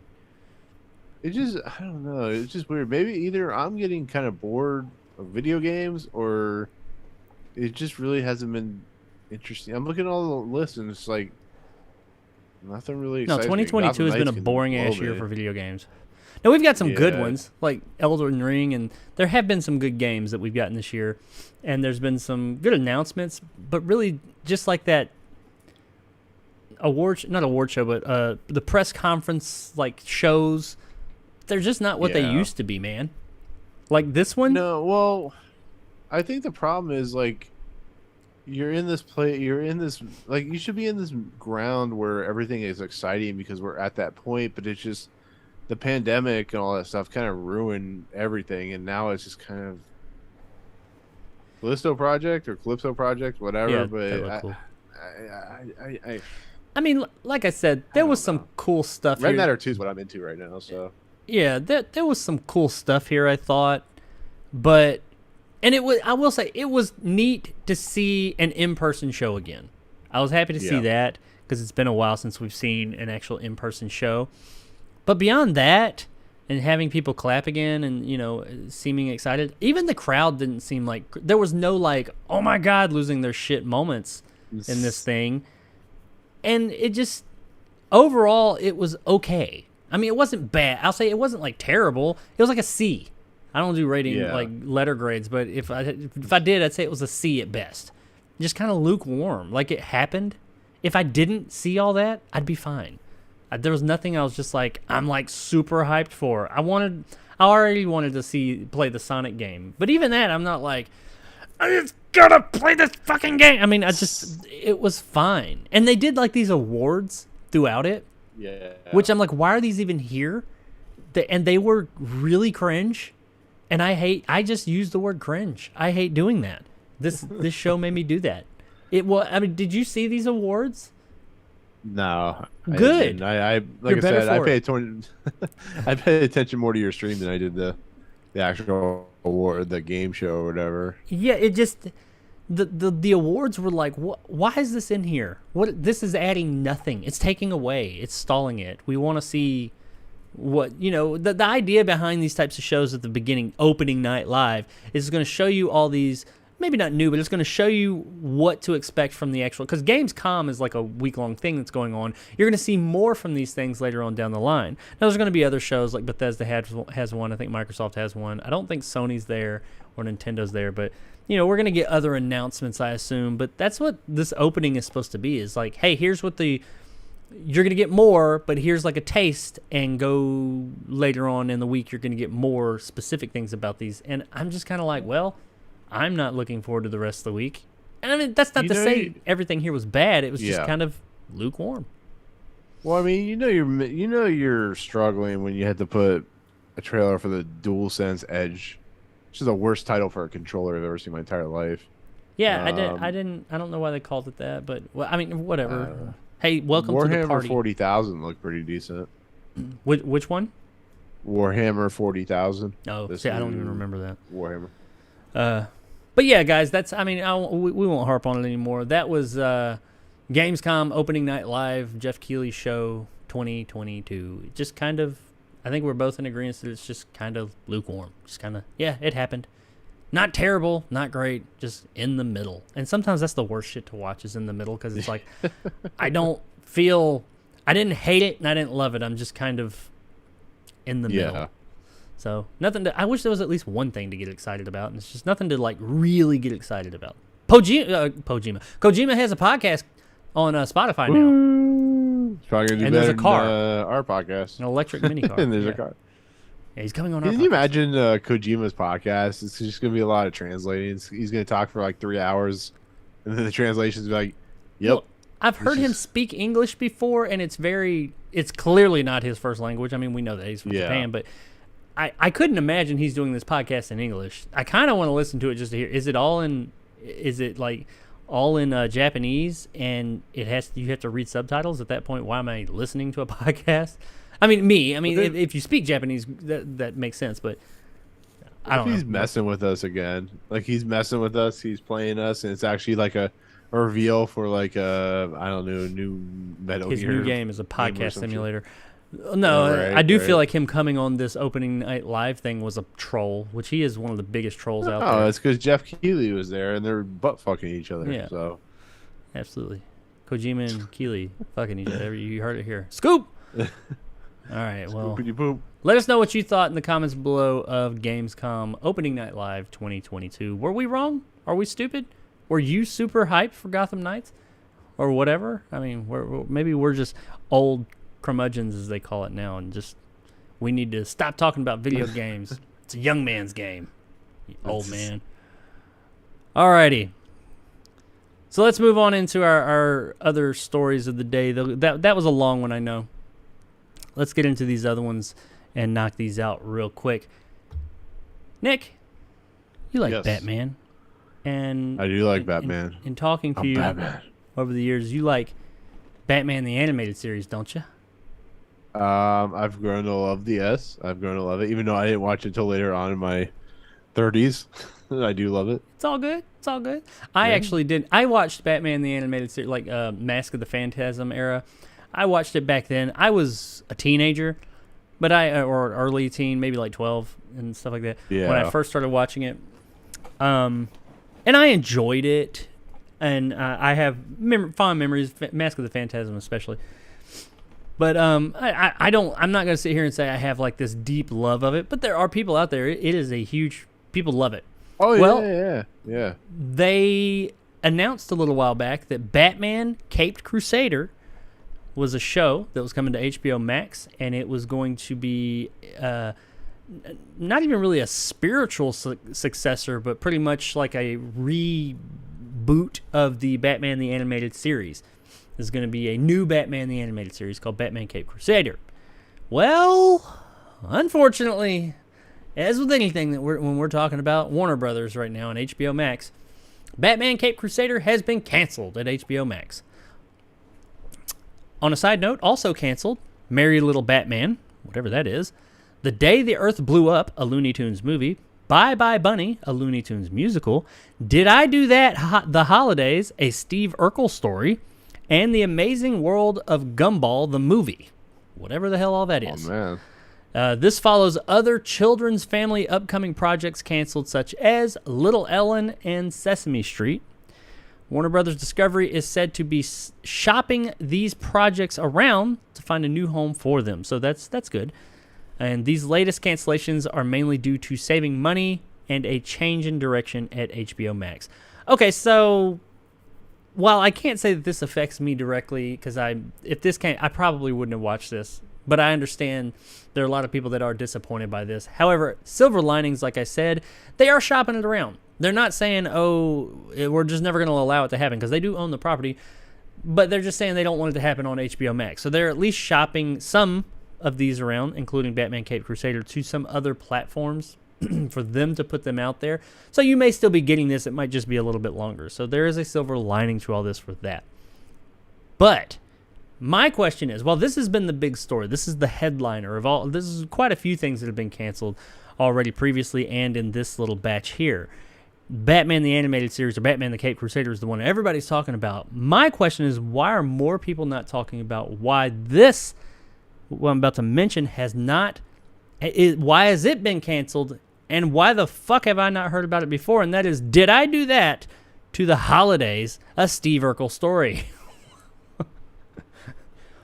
Why is this the first I'm hearing about a Steve Urkel movie or show, whatever it is? Did I do that to the holidays? Why is this the first I'm hearing about it when it's being canceled? And is that one being shopped around? I hope so. I fucking hate Steve Urkel, but I want to see this. I fucking hate that son of a bitch, but I want to see this. And I grew up on Family Matters, but I hate that motherfucker. But I want to see this. No, in all seriousness, though, what do you think about this news that this was canceled? Do you think this was a good idea for Warner Brothers Discovery, or do you think this is a bad move? What's going on here in Nick You're Lane? talking about the Urkel thing? No. Oh, I mean, sure. I was going to say, that's sure. That's I'd But no, rather the see Batman dinosaurs thing. come back. The Batman Cape Crusader was having Paul Dini and Matt Reeves attached. There's a funny thing going on right now about David Zaslav's, like, you know, Matt Reeves is one of the most important filmmakers for us right now. Yet they just canceled one of his projects. It's like Paul Dini, of course, wrote Batman animated series and some other shit, and they gotta make something. Are they gonna turn it into like fucking Parent or Peacock, where there's gonna be like a whole bunch of trash on there? Hurts my head. I was really looking forward to this too. Well, and that's where I'm not gonna lie, I don't have anything against it. It just wasn't for me.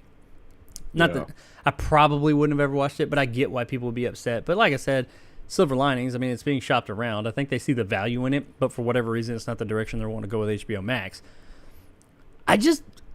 Another thing coming out of the story, and I had heard about this, and I wanted to mention it a while back when we were talking about cancellations from HBO Max and Warner Discovery. Little Ellen, because it said this comes off of the backs of canceled projects such as Little Ellen and Sesame Street. Who the fuck was giving Ellen DeGeneres a show right now? Especially one directed at kids. With all the shit going on with yell her. at them? I thought she had more or less been canceled, as they say nowadays. They were giving her a show. Her show was finished. Yeah, her show's finished, so. Well, I mean, I get why the show was canceled, but it was greenlit up until recently.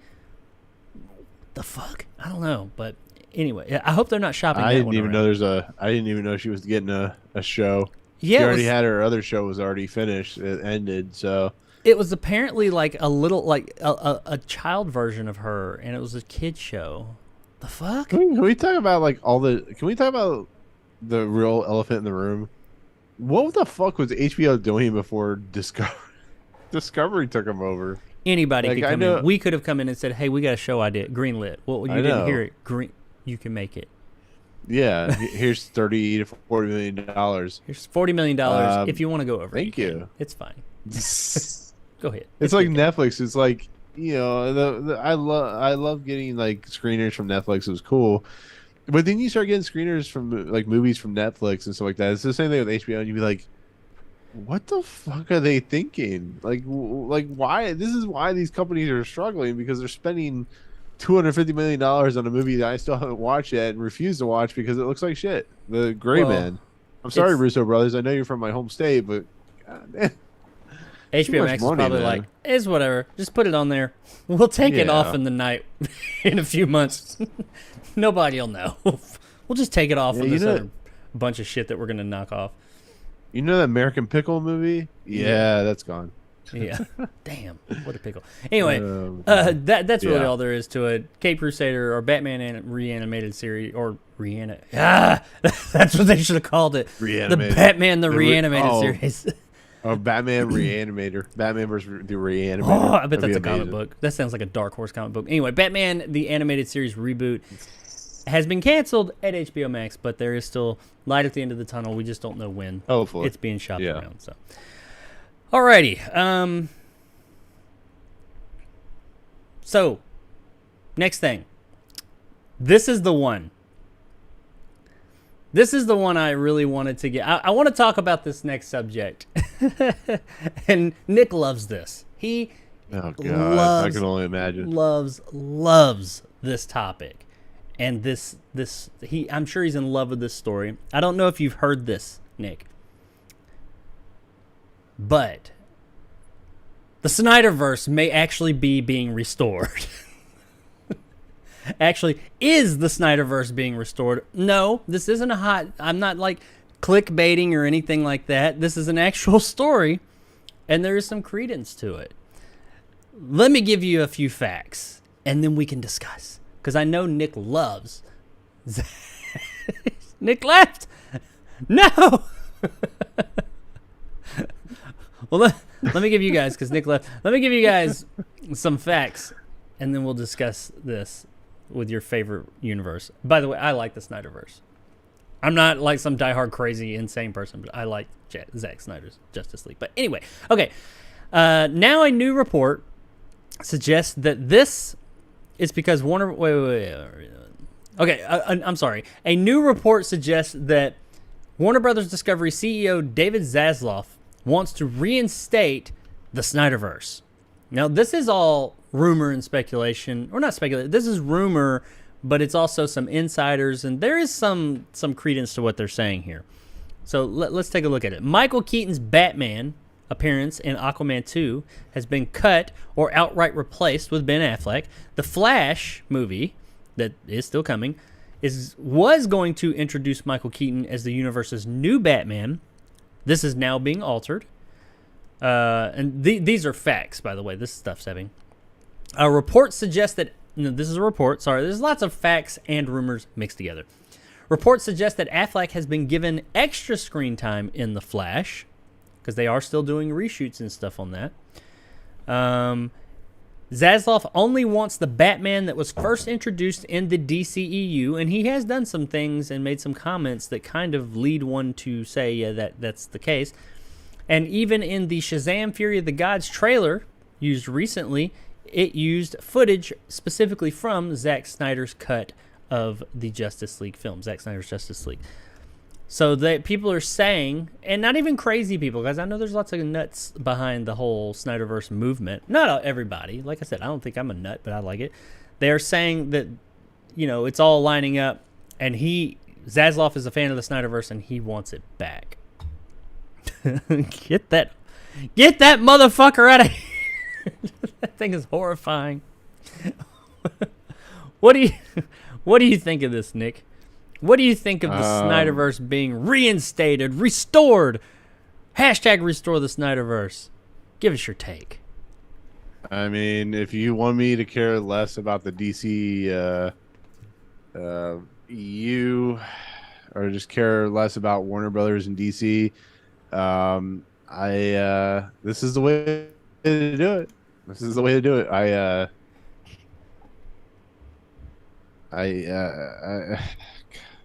Why can't we have good things instead of bad things? And I just want to see more of the Batman than Batman versus Superman. The Batman is never going to be the de facto DCEU Batman. I do know that I much. know, but it's like this is all about catering to a bunch of. I'm not talking about. I know you like the DCEU, so this is not directed at you, but this is directed at a bunch of toxic fan boys and stuff like that.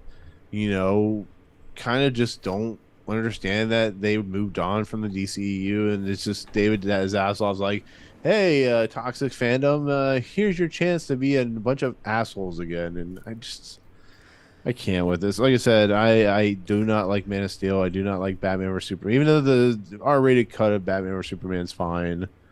And Aquaman, I'm not a fan of. I like the first Wonder Woman. I enjoyed the second one. It just I don't know. Maybe they'll just completely like implode it and make it something different. But it just they were doing so good with like just.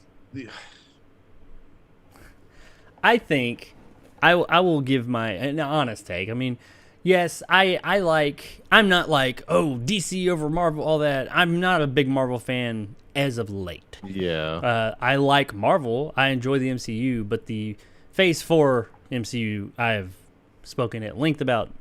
I think it's going down the tubes. I think the DCEU was going down the tubes too. It's got some stinkers in there as well. When I look at this, I could see the allure beyond. Yes, I do think that there is this fandom that they're like, hey, they keep asking for it. Let's just give it to them. And maybe he's like, yeah, just do it. It's easier. I see the allure to it because it's already established. It's there. There is a fandom for it. And they don't have to worry about, fuck, we got to reboot and restart this shit again. And everything is in such turmoil right now. Let's have a win for somebody. And I think the movies make enough money. They're popular enough. Maybe that's the route they're going. They're like, we have a Batman with Ben Affleck. We have a Superman with Henry Cavill. Please bring Henry Cavill back. We have a Wonder Woman. And they're all successful. I mean, those two, Wonder Woman and Superman, are successful. The Batman, Ben Affleck's Batman has not had his own movie so much, but I mean, I think people generally were okay with him in the role at least. The Flash, I've yet to see. That movie's still coming. It definitely takes place in that universe. Granted, it was supposed to change all that. Aquaman, people liked Aquaman. Aquaman 2 is coming. So there's still a lot of Snyderverse stuff circulating. It might just be easier for him to say, hey, let's just ride this train out. Let's just ride it out and see what happens. Let's see what happens, and this is something else we don't have to change. Let's have a base, something that we don't have to throw a bunch. Everything else is in turmoil. Let's just stick with this for now. And maybe we decide to change it later on, but let's see what we can do with this. So I get that. That makes sense to me. I don't know if that's even, like, a lot of this is rumor at this point, or insiders and stuff like that, nothing official. I would get why they would decide to go back to it. What makes it kind of like, what the yin-yang, is because they've gone back and forth with Snyderverse is coming. Snyderverse is coming back, Snyderverse is not. Snyderverse is coming back, Snyderverse is not. I ain't gonna lie though, the direction they were saying they go, even I'm okay if they go a different direction than Snyderverse, whatever. I talk about it, I make jokes about it, but I really don't care. I didn't like the direction they said they were going though. It didn't sound good. And they did cancel a lot of the stuff that was supposed to be taken over, like Supergirl movie was supposed to be taken over for Superman, Batgirl, things like that. All these things have been canceled. Supergirl was officially canceled finally. Not finally, but I mean, like, the rumor was out there. So they've canceled all the new stuff, the new direction they were going, and they've still got a lot of Snyderverse stuff in circulation. I could see how there could definitely be some credence to all this. Zaslav has shown that he has an affinity, at least for the current properties. Maybe it's just because it's part of what his company is involved in. I don't know. I think there could be something to this. Whether we're going to get that Justice League 2 and 3 that they talked about with the scripts and all that, and it's going to be actual, like, Zack Snyder's coming back and all that, I don't know. But I could see it. So you heard James Gunn might direct a Justice League 2, right? I did hear something about that, or a Justice League or something like that. They're talking, somebody that's been put out there, yeah, and that could be cool. And maybe it's the Snyderverse, but he's not even involved. But it's the universe he began, and who knows where it'll go? Who knows? I mean, it could end up being awesome. I think that they have a 10-year plan. Well, they want a 10-year plan, and they just want to get something. And this does allow them to not have to restart it all. This is already, they would be able to go into, they've already kind of got their MCU, if you will, started up, so they don't have to start it back up. It kind of makes sense to just go with this because it's the most established, like it, love it or hate it, the Snyderverse is the most established the DC films have been as far as a universe ever. And I mean, it's nowhere near where the MCU is, but it is the most established up to this point. These people that we see in the background, people know who they are. They've got multiple movies. They've got single movies. They've got the team-up movies. Why not just say, hey, what can we salvage from this? What can we take this and make it better? And that's what he says he wants to do with these movies. Zaslav has said that they want to take these properties and these movies and make them better and make them what they could be. The ones that they are keeping on board, like The Flash, I know we've talked about whether people are going to see it or not, but and some of the Black Adam and Shazam, he said, we have seen these movies, they are good, and we think we can make them better. Yeah. So maybe that's where they're coming from. Maybe he's just saying, hey, we think we can make some good films out of these. And if that's the case, if that's the direction they're going, I'm all for it. If they're going to bring James Gunn in too, because he did, I mean, the Suicide Squad took place in that universe as well. That's still Snyderverse. Could be cool. Could be good. Yeah, I'm not discounting the fact that some of the movies have been good. I don't know. I think at some point, I think sometimes the execs don't understand or read the room properly. That's just how I feel, though. I think it seems like you don't care so much for the Zack Snyder helmed films. No, like his style is not for you and all that. And I get that. That's fine. He has a very dark, moody feel to his films. And like Aquaman was huge. That was not him. That was James Wan. And Wonder Woman, it's Patty Jenkins. Mm-hmm. You know, these were all had very different tones, but they took place in that universe. Maybe they're going to go that direction. I don't know. And once again, this is not like confirmation. Snyderverse is coming back. But, I mean, this is... We thought that, because they announced not too long ago, somebody, but it was like an older person from Warner Brothers, one of their people said, Snyderverse is done. And now, David Zaslav is at the end of the day, he's the guy. And he did recently say, hey, we're doing something with the DC EU. I mean, maybe that's what this is. We'll see. I'm sure I know we'll find out eventually. I just hope we know sooner or later so we can just put all this shit to rest. Alrighty. Next in line, as we approach the end of the show here, let's talk about Fast and Furious. Let's talk about family. Fast and Furious. Family.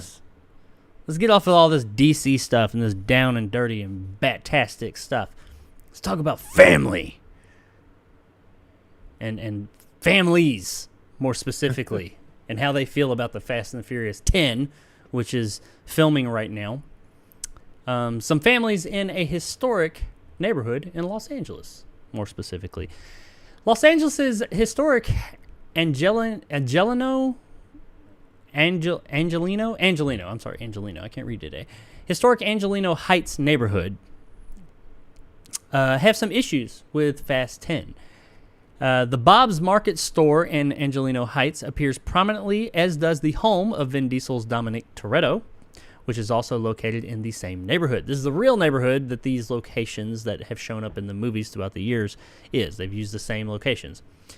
A notice received by the community members from Film LA says that Fast X will shoot on Friday from 9 a.m. to 2 a.m. in front of the Toretto house on Kingston Road with simulated emergency services activity, aerial photography, wetting down of streets, and atmospheric smoke.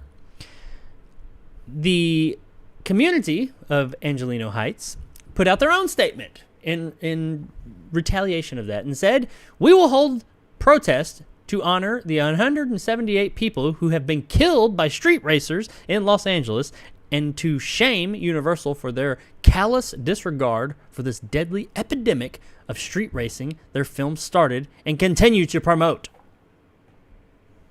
Oh my. Now, the protest has more to do with the year-long inconveniences caused by fans of the series than one day of filming. A married couple that lives near Bob's Market location said that fans practice donuts and ramp up their engines, creating noise and smoke. While another resident claimed to have once had a gun pointed at him by a Fast and Furious fan, whom he asked to stop causing a ruckus in the middle of the day. And there were some other instances as well. They apparently people just riding through there crazy with their cars and going out and taking pictures in front of the house and going up to the house and all that. And just, general fuckery going on by fans in these locations. The film, by the way, is slated for release May 19th, 2023. So, what do you think of this, Nick? What's your take here on this? Are the people of Angelino Heights in the right? Are they being Karens? Are they what do you think, my friend? Well, as we all know, we love locations of famous stuff like movies and stuff like that. So, for instance, the Ghostbuster Firehouse is a really popular destination, or the Goonies house, anything you can imagine. So people being upset, protesting, whatever they're doing for the fast stuff, I understand they're upset because, when something becomes like a cultural icon location, it just leads to problems. And as we know, the Fast and Furious is a hugely successful franchise that has a lot of different groups of people going, and some of them are not what you would call couth people. They're very mean-spirited individuals, and the fact that this is happening it kind of sucks. It's the unfortunate nature of when things become popular, this happens. And do I think they're in the right? I think depending on how they're handling it, yes, I do think they're in the right of being upset. So yeah, I get that. I mean, if they were like, I'm going to say street racers, though I think that's a little bit grandiose. Yeah. You got a lot of people running around in their fucking four-bangers, Hondas, revving up their little bullshit engines, thinking if you go up and Dominic Toretto.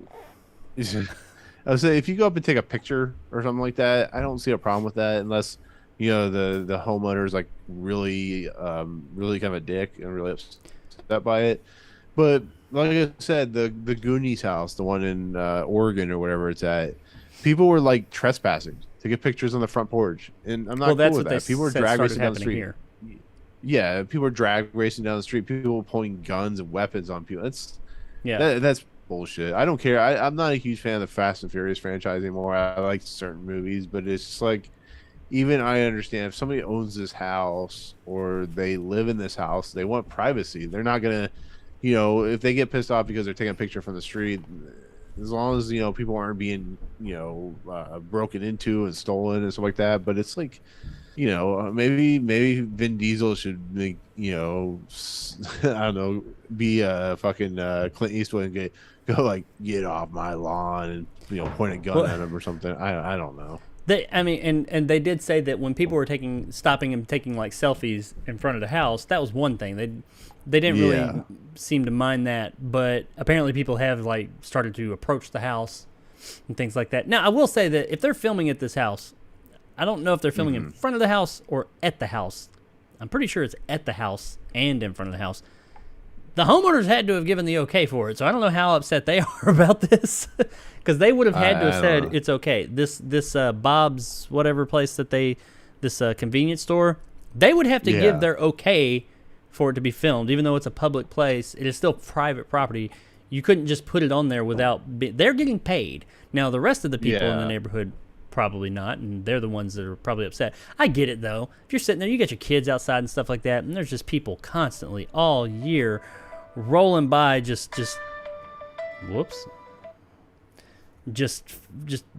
making all kinds of noise with their cars and everything. I get why you would be like, God, just go the hell on. Yeah, I mean, especially they're pulling guns and stuff too much, and I definitely can see fans doing stupid shit like that. But yeah, I mean, if they signed a contract and they're being paid to use the property, they can't be upset by it because they're being paid to use it for as long as the company doesn't like fuck up their house or anything like that. But if they're being used in a capacity of like professional capacity like that, and they sign a contract, they can't really be upset by that. But the problem is when it comes to a neighborhood, I think you have to get signatures from, or you have to like at least compensate the people around the area. I think if I remember right, if I remember I have no when I idea. was in like school and I've learned about. No, I'm just saying I think there has to be some kind of compensation for the people around it, just kind of keep them happy because you're gonna have to close down the street. You have to Sure. because it's Fast 10. You're gonna have a massive crowd wanting to watch it, so you have to block it off. So there's some kind of compensation, I'm sure, the people around them are getting. That I'm not sure exactly what it is, but I'm sure something. I don't think either side is totally wrong or totally right because at the Yeah. end of the day, it's not the filmmakers that are doing this. I mean, they're sitting here saying we blame Paramount Pictures or Universal Pictures rather, for promoting that. They're making a fucking movie. Come on now, they're making a movie. Yeah. And they even said at one point, it's more the people year long that are doing this, but that's not the filmmaker's fault. Yeah, the filmmakers made the movie, but I mean, that you can't blame them for dumbasses doing dumbass shit. I mean, they found a property they liked, they paid, and that's what the production companies do. They don't deal with the fallout of yeah, I have no. situations. That's I think that you I have don't no like- if you problem don't with them if you don't like staging, not the staging of a protest so much, but just putting these grievances out there and doing something about it. But why are you attacking this movie that didn't? Yeah, the movie is the root of it, but the movie didn't. It caused it, but not. It's not the movie's fault. The movie didn't do it. They're just making a fucking movie, and I mean, some of you at least are compensated for that. It sucks, and they shouldn't have to deal with that stuff. And then you get the police involved or somebody like that, or whoever, somebody get involved. I don't feel like going and protesting this movie and making these people's lives hell while they're trying to work, and they're just doing a job. You're making their life hell, and I know your life's being made the hell too, but production it's not crew their doesn't- fault. Yeah, like the directors and like the scouts and stuff like that, they'll be like, we want to go here, but like the grips and the sound people, they're just coming to work. They're getting paid to do a job. They're not getting paid to like get harassed and stuff like that. It's a two double-edged sword or whatever it is. Well, all they're doing is possibly making it take longer. If you go out there and start screaming and yelling and fucking up their shots, they're going to get their shots. This is a multi-million-dollar movie. Okay, I guess it's going to take us 2 days now. We'll be back tomorrow. I mean, just let it go. And I'm not saying let it go, just deal with it, but deal with it in a different way. Don't attack the movie. Maybe go after, because them not filming there on that day is not going to stop all that. That it's in pop culture now. People are going to continue to do these things you're talking about.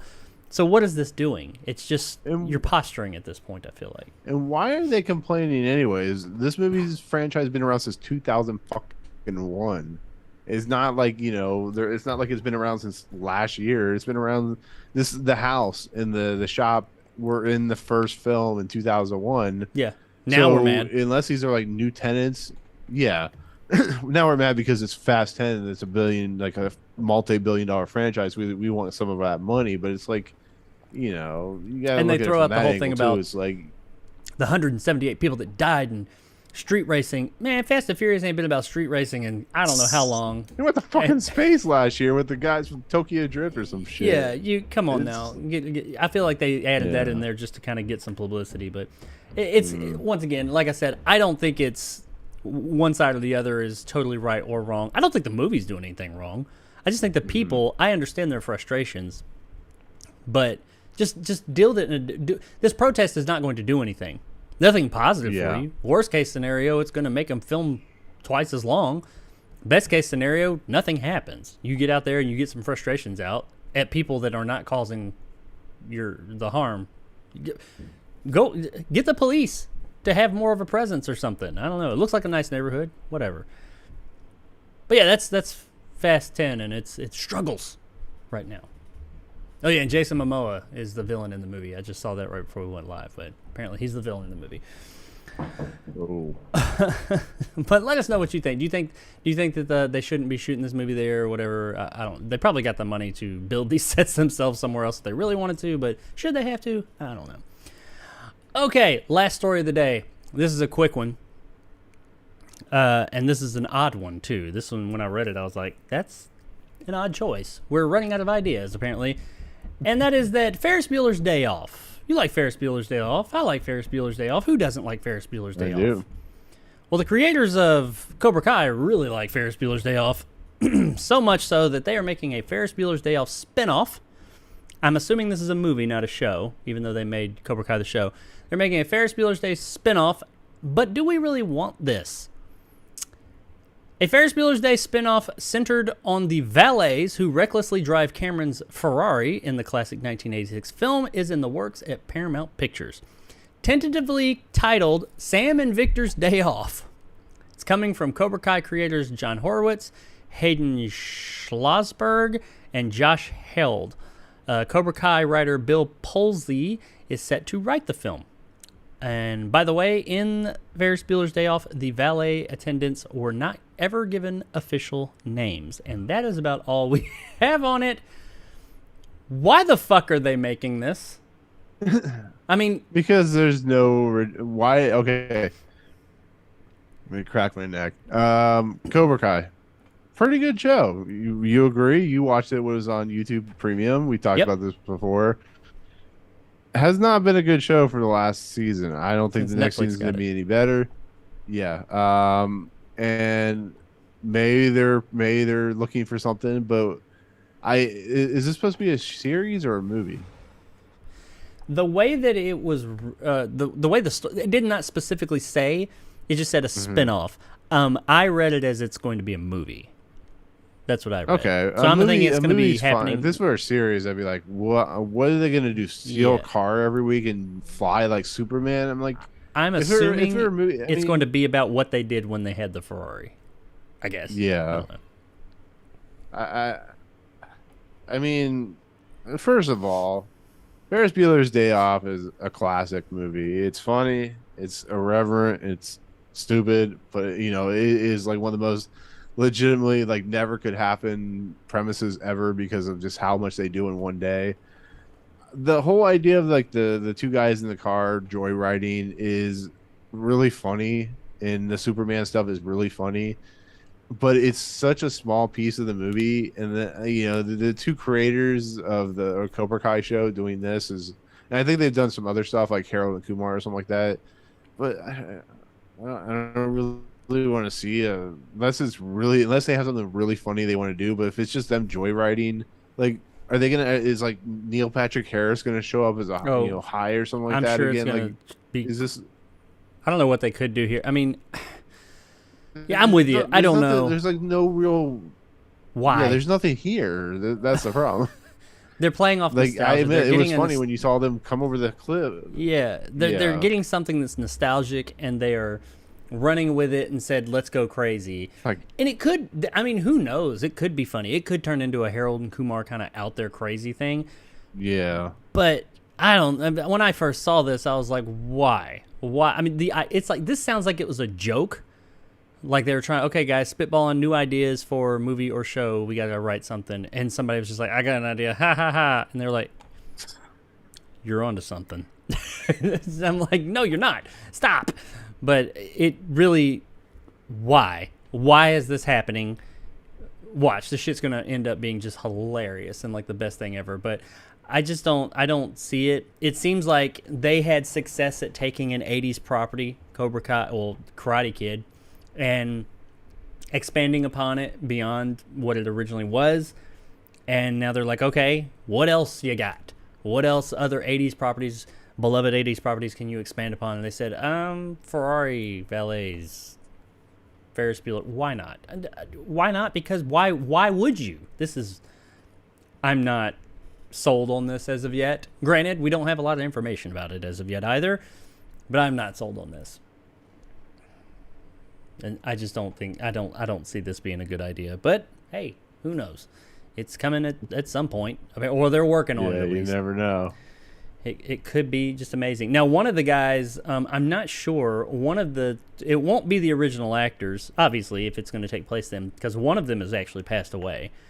Oh, really? I'm not really sure which one, but I did read that one of them had passed away already. So It won't be them, but I mean, if it takes place then, I wouldn't see it being the original actors anyway. But Yeah. it's gonna be a movie. If it's a show, that is a absolutely terrible idea. If it's a movie, I guess I'll just have to say, I could see a movie before a show on this. I'll say that much. But I have a hard time seeing that even. That seems like they're squeezing an awful lot out of one little thing. And especially with the tone that Ferris Bueller's Day Off had, while it did have that jokey, fourth wall breaking tone to a degree, it still was grounded-ish in reality. So, I don't know. We'll have to see what direction it goes, but I'm not looking forward to it. One of them played Spike in Super Mario Brothers movie. He did. Yeah, he did. He was or Spike or Iggy, one of them. He was one of the brothers, the Super Koopa twins, or whatever it was that they said in the end of that movie. Alrighty, well, yeah, let us know. Are you looking forward to Ferris Bueller's Day Off whatever. This fucking movie, are you looking forward to this? I doubt it. I'm not. But hey, if you are, great. I hope it's awesome. That's the show. That's what we got, ladies and gentlemen. That's all I had. There's more news this week, but that was enough. We're already over my time a little bit. But that's what I got for you. No reviews or anything this week. Maybe Saturday. We'll see. But we do have some possible other guests coming soon, other than just Triv, that could possibly be coming on the show soon. So look forward to that. Maybe not as early as Saturday, but at some point in time in the future. And some other segments that I'm working on that just trying to, I'm workshopping them right now, so they'll be coming soon. Now, real quick, I forgot to mention this on Saturday. I did mention it before that, though. Memberships on the channel are open now. It's only one single tier at the moment, but if you're just wanting to help out the channel, get some cool emojis, because that's what memberships get you. You can check that out. I've had a couple join, but feel free if you're wanting to help out the channel in some way, you can do a little bit of help there, or just showing up and viewing the videos is always enough. But if you want to do a little bit more, check out that join button there next to the subscribe button. Hit that subscribe button while you're there, and don't forget that like button, but hit that join button and read up on it and see if it's anything you'd like. There are more tiers coming later on down the line as well, by the way. Right now, the biggest thing I think you get access to all my videos. As soon as I upload them, you have access to them. Streaming this week, I am not doing a stream tonight because I don't do the Wednesday night streams anymore. However, I will be streaming tomorrow afternoon, maybe Friday. We'll see. I got some things going on Thursday morning and Friday morning. Really depend. Most likely tomorrow afternoon at some point. I don't have an exact time. Probably around the 3 o'clock-ish time when I get done with my editing of this show. I will be streaming Saints Row, the new one that we were talking about earlier in the show. I'm going to play that live, and we'll see if it is the shit show that people have been saying it is.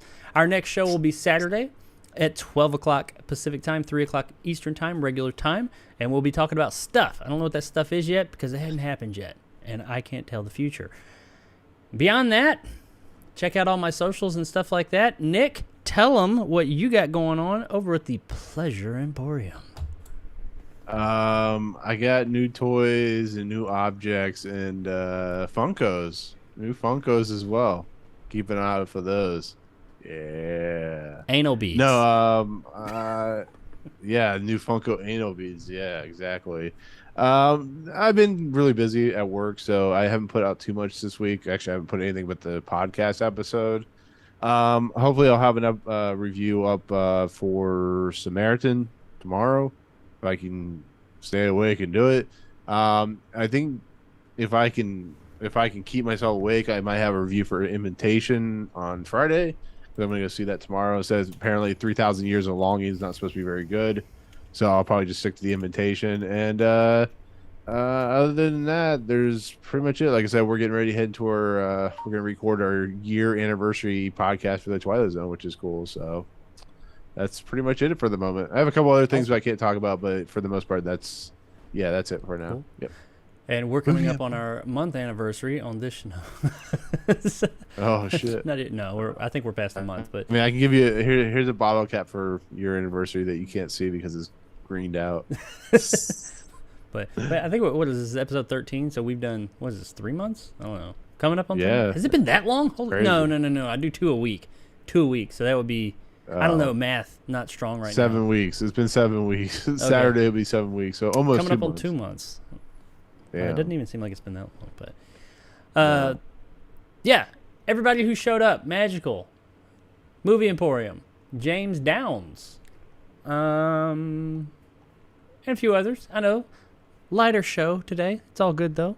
Thanks for showing up. Thanks for hanging out. I hope you guys enjoyed the show. Anybody else who showed up, I appreciate you coming and joining. Join my memberships, like I said. Hit like, subscribe, check out Nick's channel, and check out the Fifth Dimension every Monday morning.